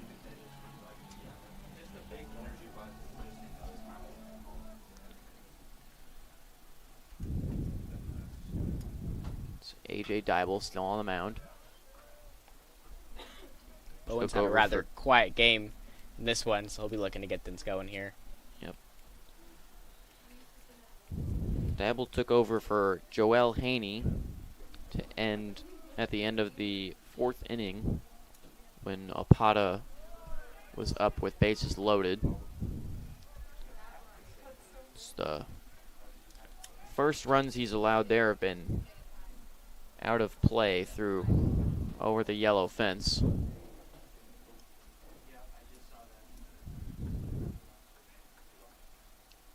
Oh and 2 for Bowen. He swings to defend at that one, fouls it towards the batting cages. Might have been able to watch that one, but always good to swing and foul it off if you're unsure. Yeah, 3 straight fouls here from Bowen, trying to get something fair here, down 0-2. This one's hit to center. Wind carries that one into left center. And the center fielder does a good job reading it. So that'll be out number 3. And that'll take us to the 7th, but not before a 2-run bomb from Jorge Arisbro can tie this one up at 5 apiece. Don't go anywhere because you're watching North Georgia Baseball on the Nighthawk Sports Network.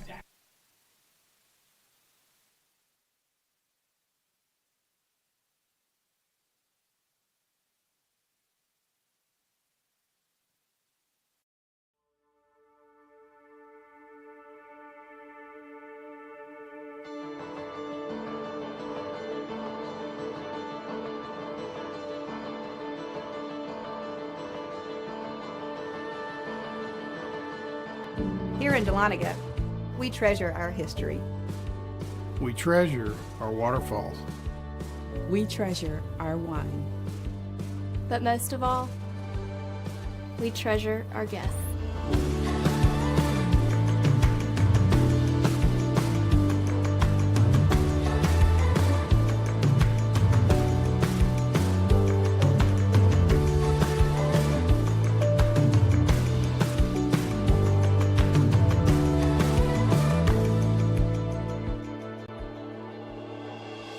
We are a family. We treasure our community.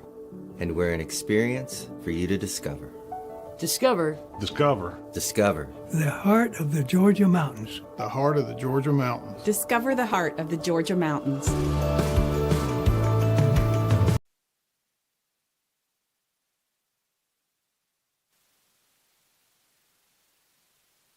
Back with you here in Dahlonega as we're getting ready to get things going here in the top of the 7th. Today's 7th inning is presented by Zaxby's of Dahlonega, an official partner of North Georgia Baseball. Short pop there. Second baseman Connor Frost caught easily for out number 1. That was Nick Tripp that just flew out. Now it'll be Luke Parker watching strike 1. Luke Parker with a hit and an RBI. And this one trying to give the Pacers the lead again. Reached in the second on an error. That base hit and the RBI he had was in the 3rd. And had a fielder's choice in the 5th. Now here we are in the top of the 7th.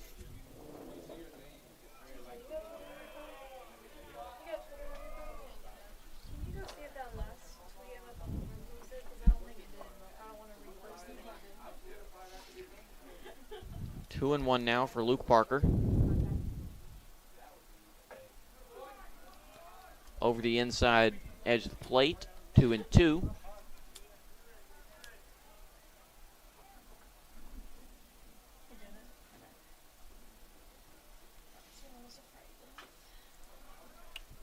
Fouls this one off into the backstop. Still plenty of wind.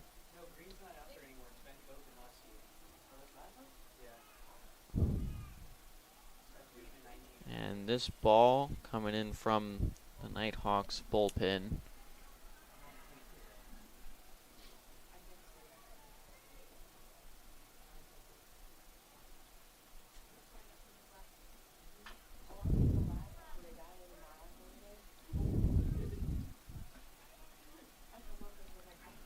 Fouls that one away again, this time towards the Pacer dugout. Looks like third base coach has a little bit of a souvenir after that foul ball.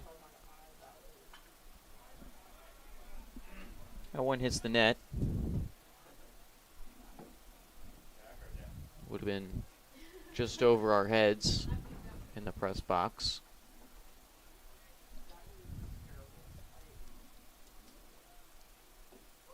Inside there, full count now for Luke Parker.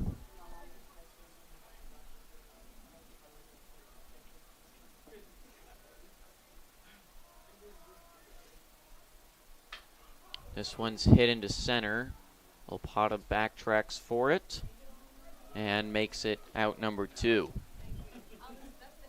Textbook stuff there from the Nighthawk defense. Now batting number 4, Marcus Master. And now it'll be Marcus Mastalone up to the plate. Had a base hit in his last at bat. That's the only time he's got on base today, though.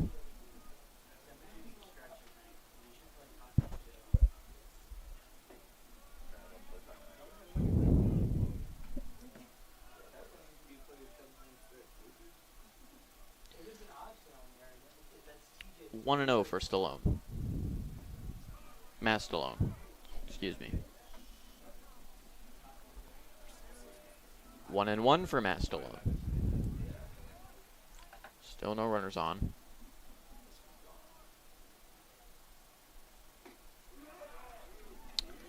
And strike 2, Mastalone watches. Must not have been the pitch he was looking for.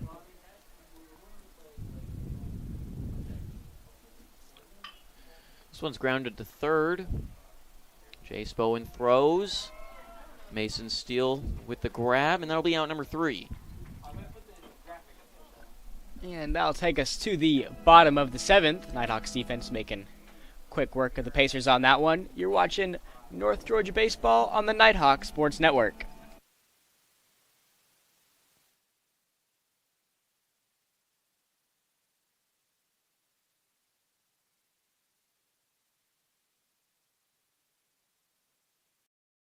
Moore's Lumber and Hardware has proudly served the homeowners and pro contractors of North Georgia since 1946. Located in Dahlonega, our covered drive-through lumber yard provides customers with both quality products and services.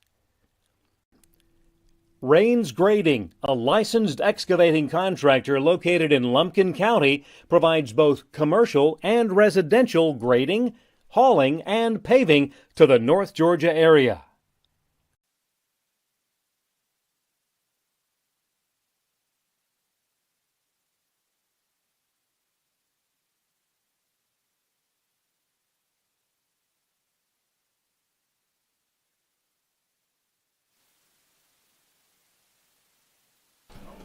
Back with you here in Dahlonega as we're getting things going here.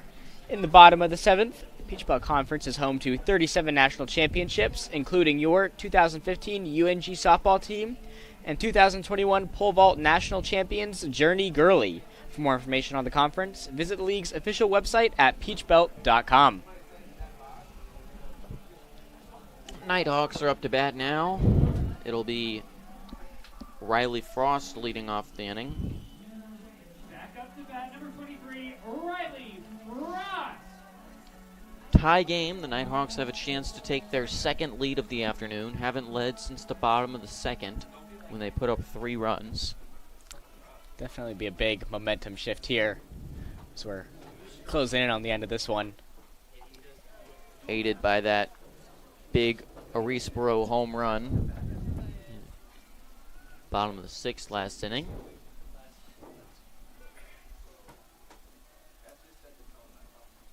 Riley Frost watched that one go by, and he'll watch this one as well. So it'll be 1 and 1. Strike and a ball.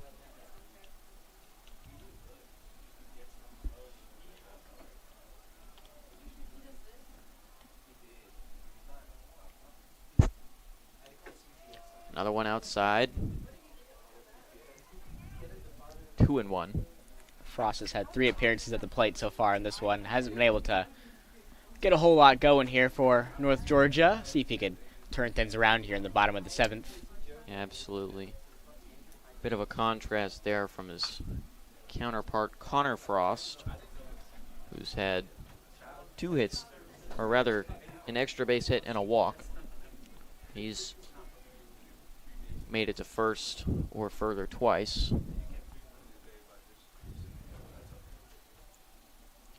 Riley Frost has it 2-2 here. Swings and misses, and he's still looking for his first hit today. Now batting number 30, Brady Skipper. And now Brady Skipper will step up again. He's reached base twice today, both on fielder's choice calls.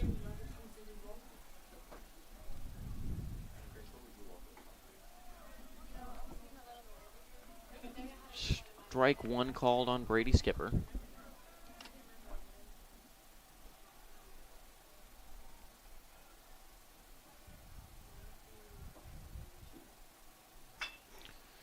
That one's lined right back at the pitcher. Tried to kick it looked like. Keep it in the infield. Wasn't able to. Now Brady Skipper has his first base hit today, not at the expense of a runner. That's what we like to see from the Nighthawks. Definitely got to feel good for Skipper getting his first hit of the day here. Just with 1 out in the inning so far, too. And now Mason Steele, as you said, 1 out. Plenty of room to work with here. Just going to make sure it's not a grounder in the infield. Swings and misses at strike 1.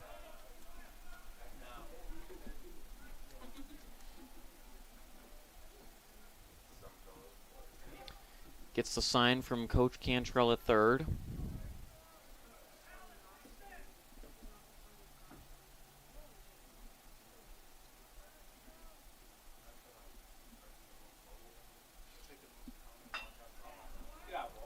That one goes deep, and it's going to be out number 2.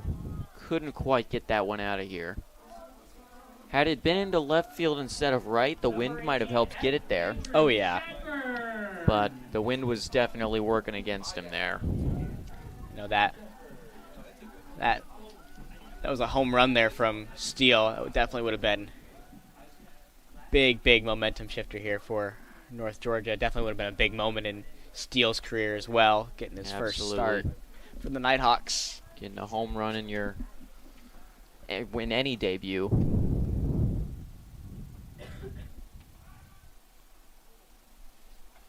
Pickoff attempt there. Once again in vain. I think we're at 20 or 30 of those so far in this one. I don't know if we're quite at 30, but we're definitely past 20. Which is a testament to how good a job both of these teams have done getting base runners.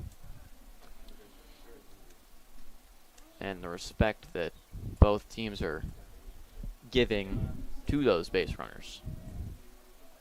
It's Shadburn at the plate. He's up 1-0. 2 outs. Skipper at first. Skipper survives another pickoff attempt.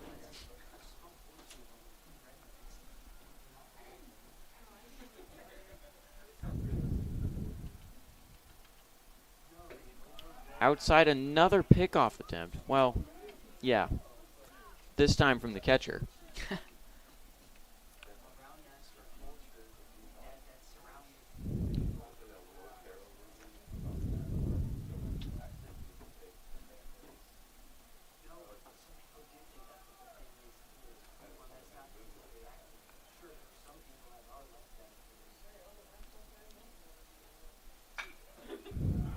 That one gets through the gap. It'll be a roller into left field. Strong base hit there from Shadburn. So now Connor Frost. This bottom third of the Nighthawks lineup has done a great job today. Really coming alive. 3 walks and a hit by pitch between them. It's Frost, Sosa, and Arispero. 2 extra base hits from them, 1 hit by pitch, a base hit, and home run. And Sosa and Arisbro currently claim all 5 RBIs. Definitely want to give them an opportunity here if you can in the bottom of the 7th. And with 2 runners already on, it would be huge if Connor Frost could get a hit here. That one's going to be fouled over Coleman Fieldhouse.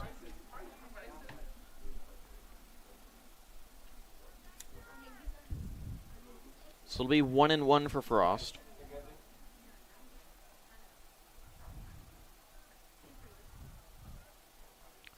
Outside there, 2-1.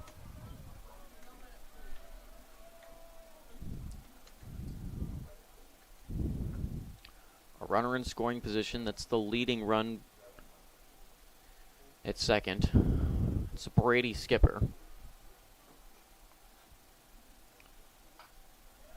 And this one's fouled.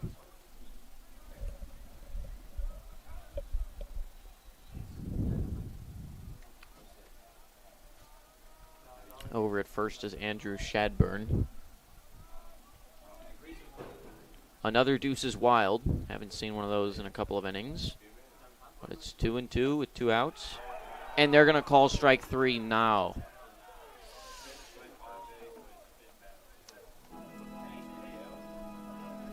That'll be the end of the inning for the Nighthawks. And so that'll take us to the top of the 8th. We are still tied in this one at 5 apiece. We'll be right back with you. You're watching North Georgia Baseball on the Nighthawk Sports Network.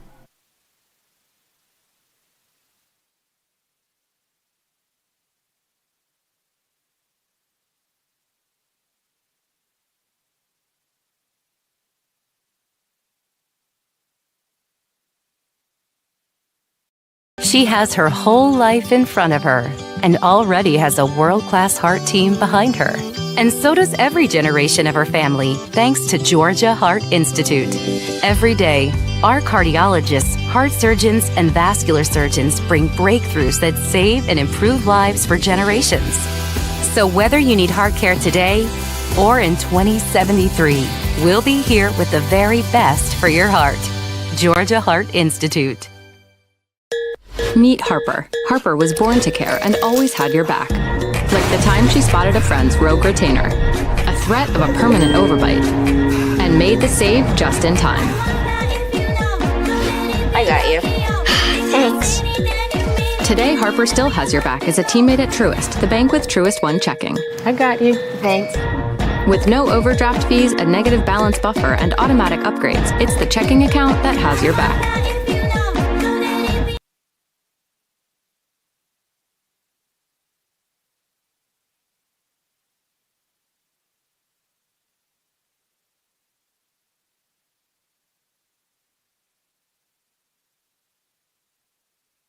Back with you here in Dahlonega as we are in for a fantastic finish to this one in the top of the 8th. It is still tied at 5 apiece in this one. Today's 8th inning is presented by Mason Tractor, an official partner of North Georgia Baseball. We have a pitching change for you heading into the inning. It's Jared Bales stepping off after 3 innings of work. And Jacob Lassier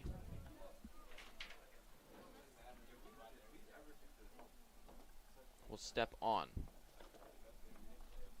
Again, that's Jared Bales, who had 3 innings of work after Matthew Hurd started, and now Jacob Lassier is up on the mound. And it's Jose Hernandez at the plate.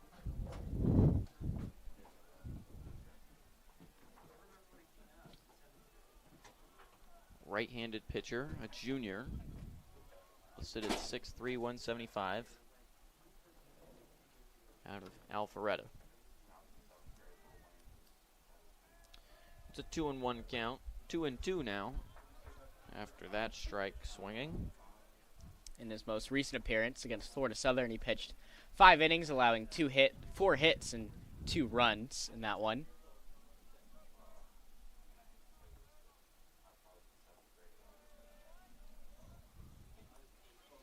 That one's low for a ball, so the count will run full for Jose Hernandez. Was hit by a pitch in the second, struck out in the third, and reached on a fielder's choice in the fifth. Fouls that one off.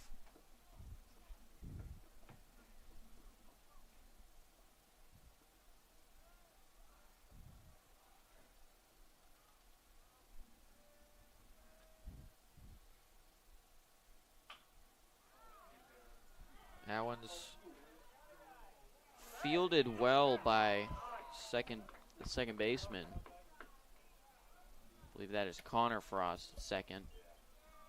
Good play by him, but not going to be able to stop Jose Hernandez from.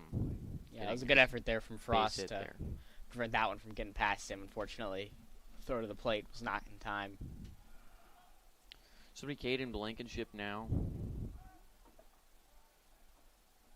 Lassier throws to first there. He is the 5th pitcher today to pick off to first base. Bunt attempt there is pulled back.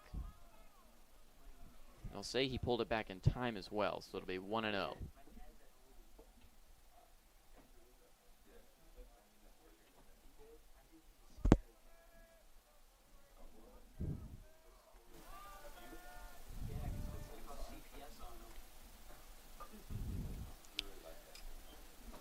Bunted foul there, 1-1.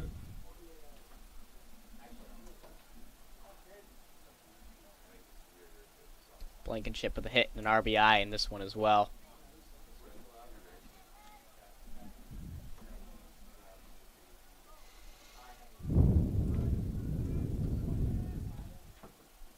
Hernandez at first. Lassier tries to pick him off, unsuccessful again. I think we've got 30 now, or not quite? We're probably at about 30, if not very close.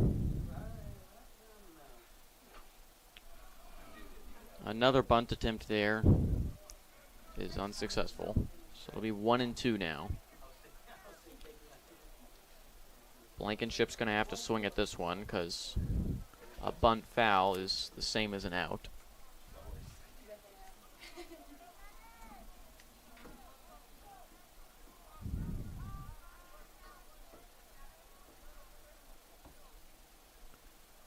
He shows bunt here.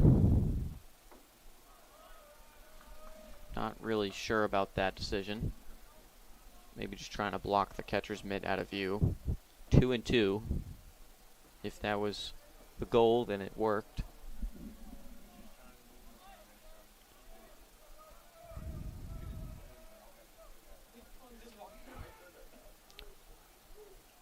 Throw is down. Tag just misses. And it was called strike 3. So it'll be out number 1 for Lassier. Back up to bat number 2, James Eckert. So now James Eckert will step in. Still nice and windy. It looks like Coach wants to come out and talk to the infield. Might be a pitching change, but I don't see anybody moving in from the dugout. There are 2 warming up for the Nighthawks, but nobody's running out. Lassier's done a good job so far. I mean, he's only started this inning, but no reason to take him out when he hasn't allowed a run yet. Hopefully it'll stay that way. He's got a in scoring position, though. He's definitely got a tall task ahead of him here with Jace Eckert stepping into the batter's box. Got 3 hits on his 4 appearances at bat. Absolutely, and that might be exactly what they want to talk about. Because James Eckert is one of 2 players today with a triple.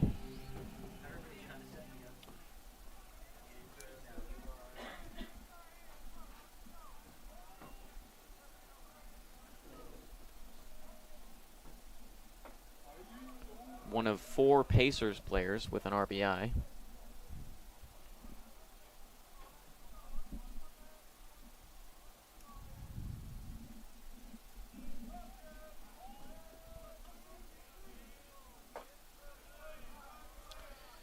That one's just outside, so it's going to be 1-1 for James Eckert.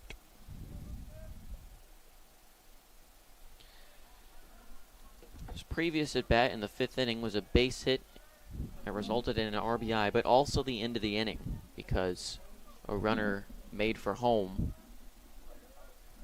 That was Jose Hernandez that made it for home and was stopped dead in his tracks.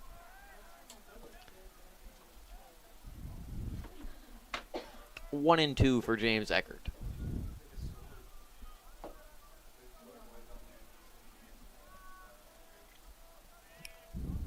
LCA steps off, making sure the runner stays honest.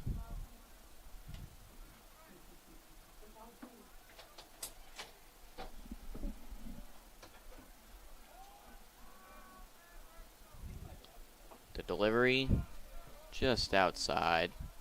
2-2.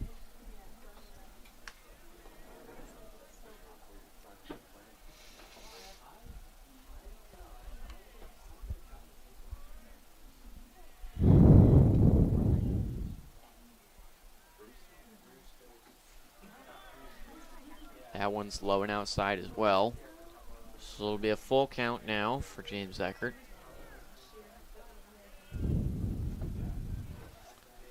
Eckert will be hoping to put this one, if he's going to put it in play, he's going to want to put it on the right side to advance the runner. But instead, he'll swing and miss. Strike 3. Out number 2 for the Nighthawks. Looks like the mound visit paid off there, as that is only the second time today that Eckert's been held from getting on base. 3 for 5 on the day. Sharp, though, with 2 RBIs in this one. This will be a huge out here for Lassier. He's able to bring his squad out back on offense. This one's fouled into the batter, I believe. So it'll be 0-1. It's Jose Hernandez out there on second.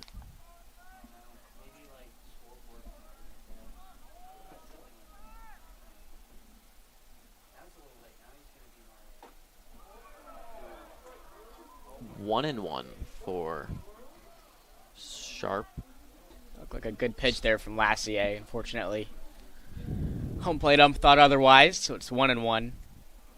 And some of the fans definitely voicing their distaste at that call.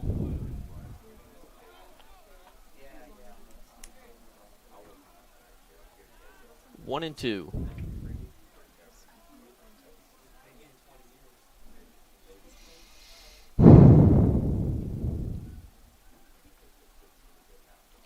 Lassier gets the signal from the catcher. Sets and delivers. Outside, 2-2. 2 outs and a runner on second. Sosa sack bunted in the first inning to advance Eckert to second. Had a base hit and an RBI in the second inning. Had a sack fly in the fourth. Scored 1 run with that, and then flew out in the 6th. And he fouls that one off into the backstop.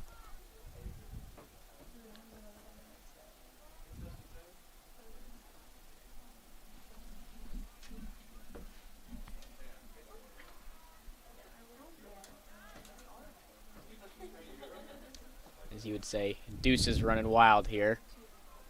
Yep. Yeah, this one's fouled into the net. Josh Sharp staying alive here.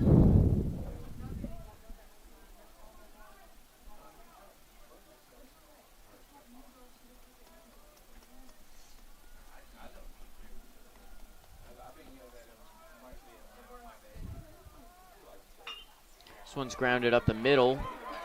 They're going to have to get there quick. Apata throws for home. It's a good throw, but it's not going to get there in time, and the Pacers lead 6-5.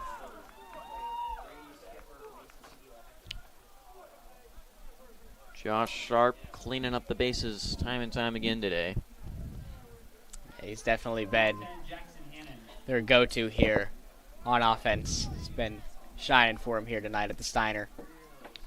Yes, he has been a real problem for the Nighthawks defense. Jackson Hannon steps up. This one's hit into right. It'll be out number 3. So the Nighthawks get out of the 8th, I believe. Yep. And they'll allow 1 run. So the Nighthawks offense will take the field here in the bottom of the 8th, down 6-5 in this one. We'll be right back with you. You're watching North Georgia Baseball on the Nighthawk Sports Network.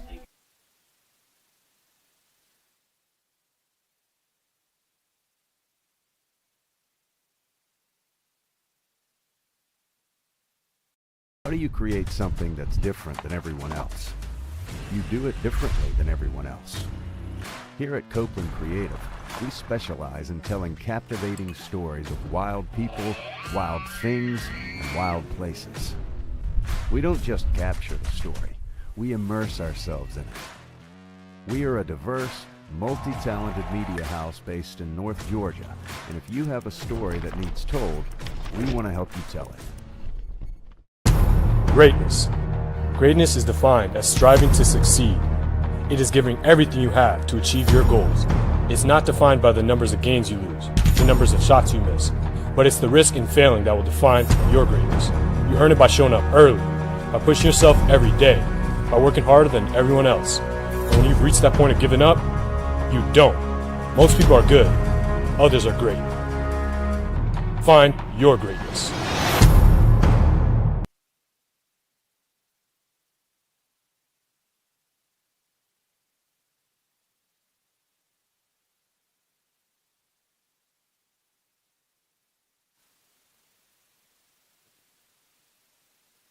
Back with you here in Dahlonega as the Nighthawks offense takes a field in the bottom of the 8th, down 5-6 in this ball game. Josh Sosa at the plate, Jorge Arisbro on deck, and that's exactly what you want if you're the Nighthawks, though. Oh, yeah. As you mentioned earlier, this bottom third of the Nighthawks lineup has been stellar in this one. Really have carried the Nighthawks through this game, at least offensively.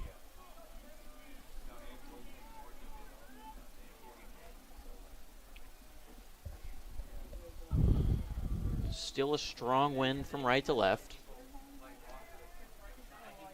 Sun is set, the lights are all the way on. You can see the lights up at the rec fields. And this one's fouled towards Coleman Fieldhouse. 0-2 for Josh Sosa.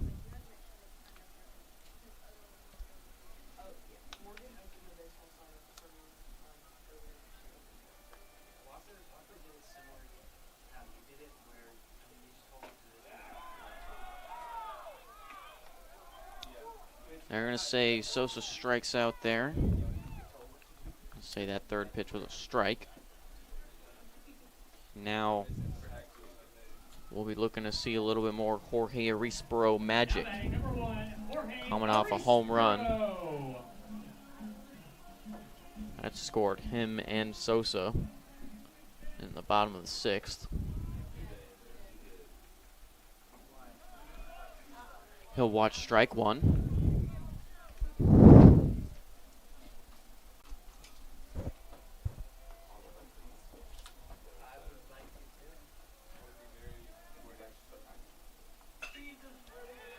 Pops this one into shallow right. Second baseman gets under it. He'll be out number 2. Pacers defense has done a good job of containing Sosa and Arisbro here. Quick 2 outs in the bottom of the 8th. Speaking of containment, they've done a great job with Opata today. Love to see him change that here, though. Oh, yeah. Been waiting to crack this one open. Maybe he'll get a chance here. Outside there, 1-0.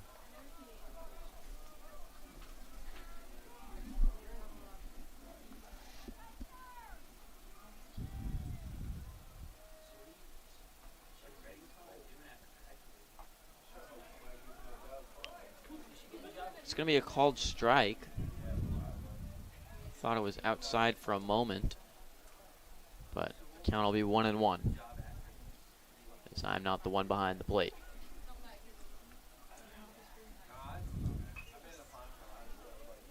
That one's fouled, almost hit the ump actually. Heads up there from the catcher to turn around and stop him from getting hit. First time I've seen the ball come out that far. Yeah.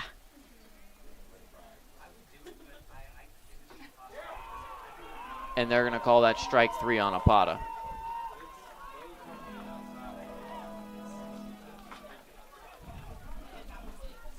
And that'll take us to the ninth. But we still got a good ball game here at the Steiner. Score is still 6-5 in this one.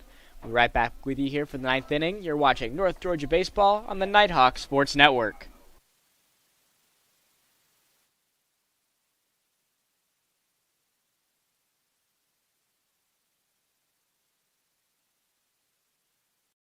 Bryan Properties is a commercial real estate brokerage firm serving Northeast Georgia. Located in nearby Cumming, Georgia, Bryan Properties specializes in commercial real estate along the Georgia 400 corridor. For more information on Bryan Properties, visit bryanproperties.net. The UNG bookstore is operated by Barnes & Noble and is located in the Chastity Building beside Starbucks in downtown Dahlonega. Fans and students can visit in person or online at ung.bncollege.com for all your Nighthawk apparel and textbook needs for the upcoming season.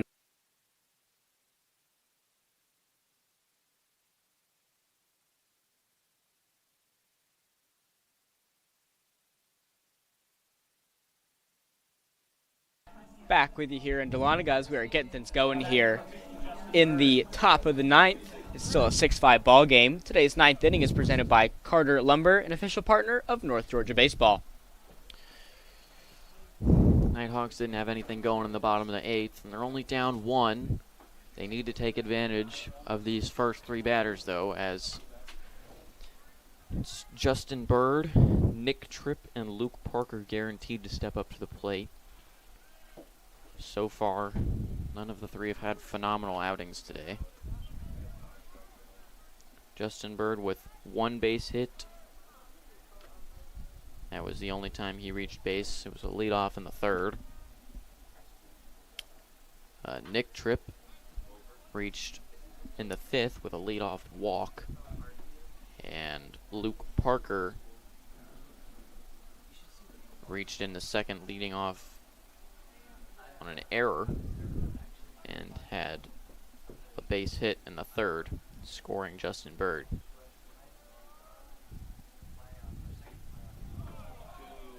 They're going to call that ball 1, so it's going to be 1-2 for Justin Bird. No reason to panic here for the Nighthawks, just got to play some solid, locked-in, focused defense. Oh yeah, still got the opportunity in the bottom of the ninth here, but definitely don't want to put anything else on the board here. Strikeout swinging there from Justin Bird. And Lassier must be able to hear us because Now batting number 21, Nick Tripp. based on that pitch, that at bat really looks like he's locked in.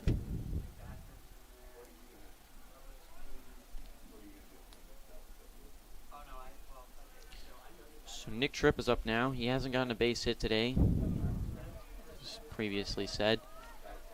He had a walk in the 5th, that's all. He's down 0-1 early.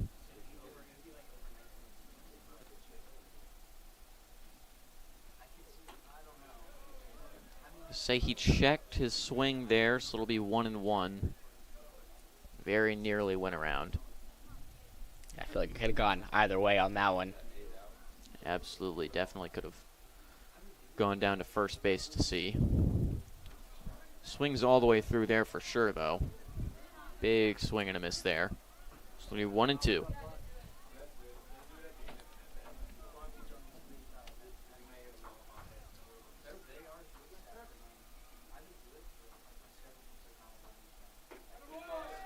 And that's going to be strike 3. Back-to-back strikeouts there for Lassier. And you really can't ask for more right now. As you mentioned, But good you job need more. from Lassier to take advantage of Bird and Tripp. Bringing up Parker now. Would absolutely love just 3 up, 3 down here. This one's fouled. Heads up play there by the on deck batter. That's Marcus Mastalone. He's only been on base once today, and that was on a base hit in the 5th. This one's popped up into, doesn't get out of the infield. It'll be out number 3. The Nighthawks take care of business there in the top of the 9th. So the Nighthawks heading into the bottom of the 9th with a chance to walk it off here at the Steiner. You're not going to want to go anywhere for this one because we've got ourselves a great ball game here on hand. You're watching North Georgia Baseball on the Nighthawk Sports Network.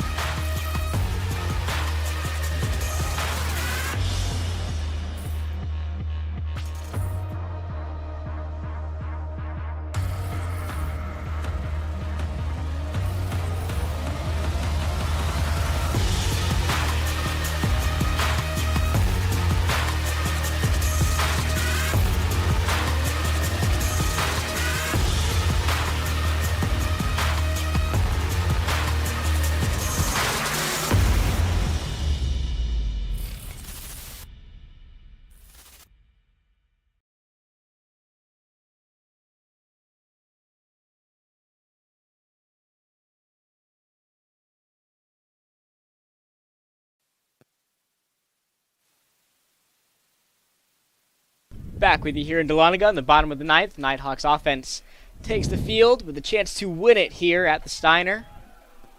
They need 1 to force extras, and Jace Bowen's up at the plate. This will be Bowen, Frost, and Skipper at the very least.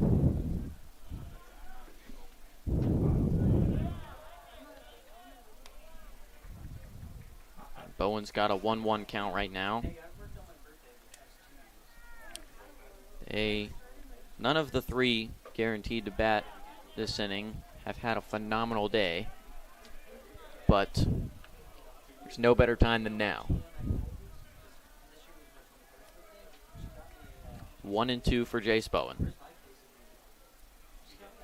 Did a good job today at third base, but they need 1 to force extras. That's put in fair, and it's going to be a base hit. They're going to call him safe.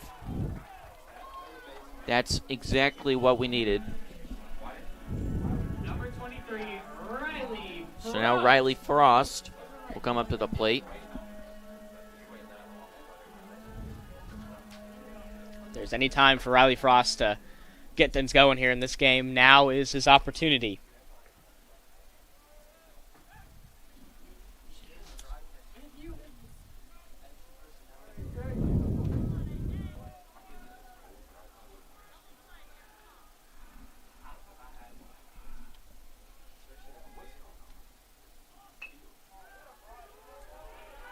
Riley Frost puts a short one down. It advances the runner, but he'll be out.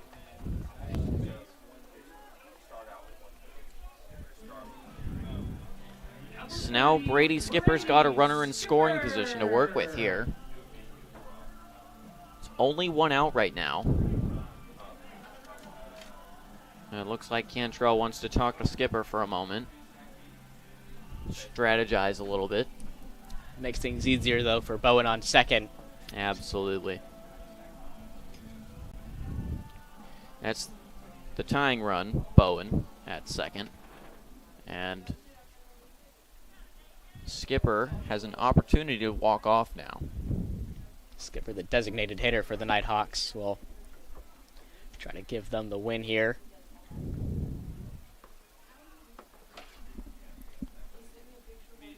And looks like the Pacers infield is going to talk this one over with the coach.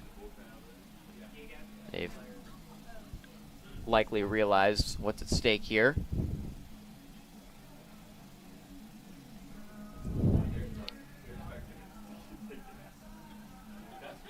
It's been a great game so far here at the Steiner. It's just game 1 of our 3-game series against USC Aiken.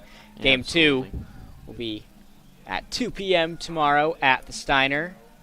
Game 3 set for 1 p.m. on Sunday. That'll be it for Dybel. I'll bring him off.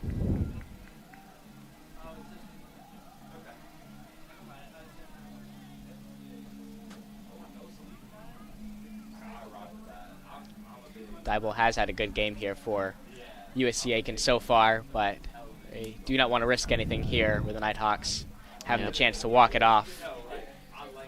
Want to bring in a new arm here they haven't seen yet. As like you said, Dybel's done a great job today in his 4 2/3 of innings of work. But with all the batters having seen Dybel, Pacers coaching elects to go with a new arm that nobody has seen yet. And this is, as soon as we get the number, we'll tell you. Dylan Wilhelm.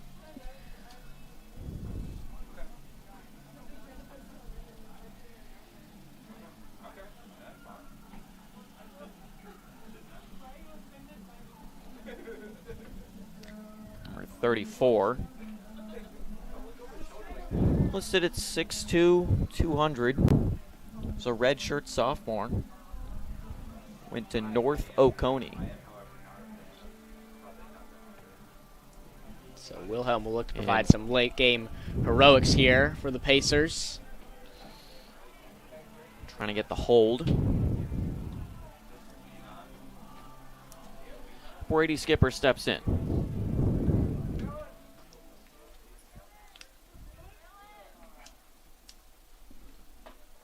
Watches strike 1.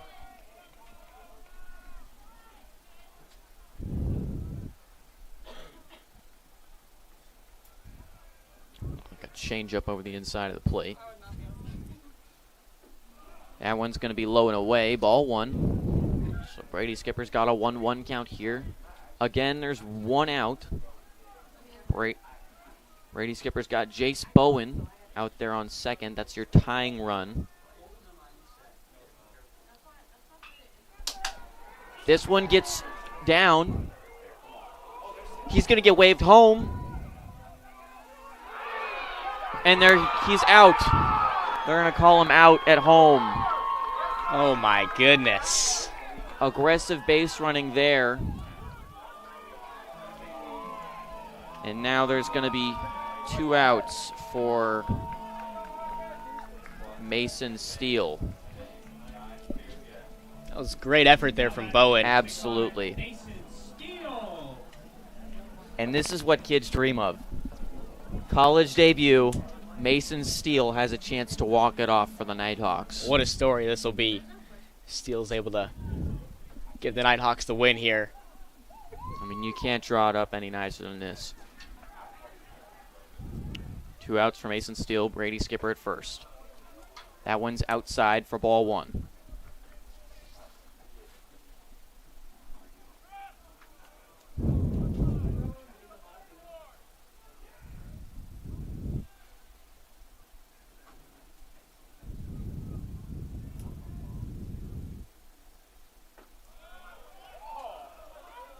Low over the plate, 2-0 for Mason Steele. He's had a great eye today. Really working the counts up. And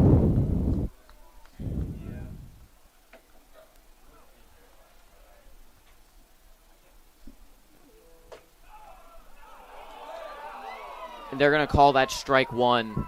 Seems like everybody in the stands thought it was high.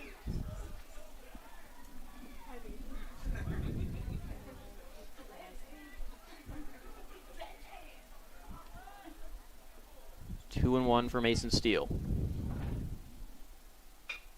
This one's grounded to short. And it'll be out number 3.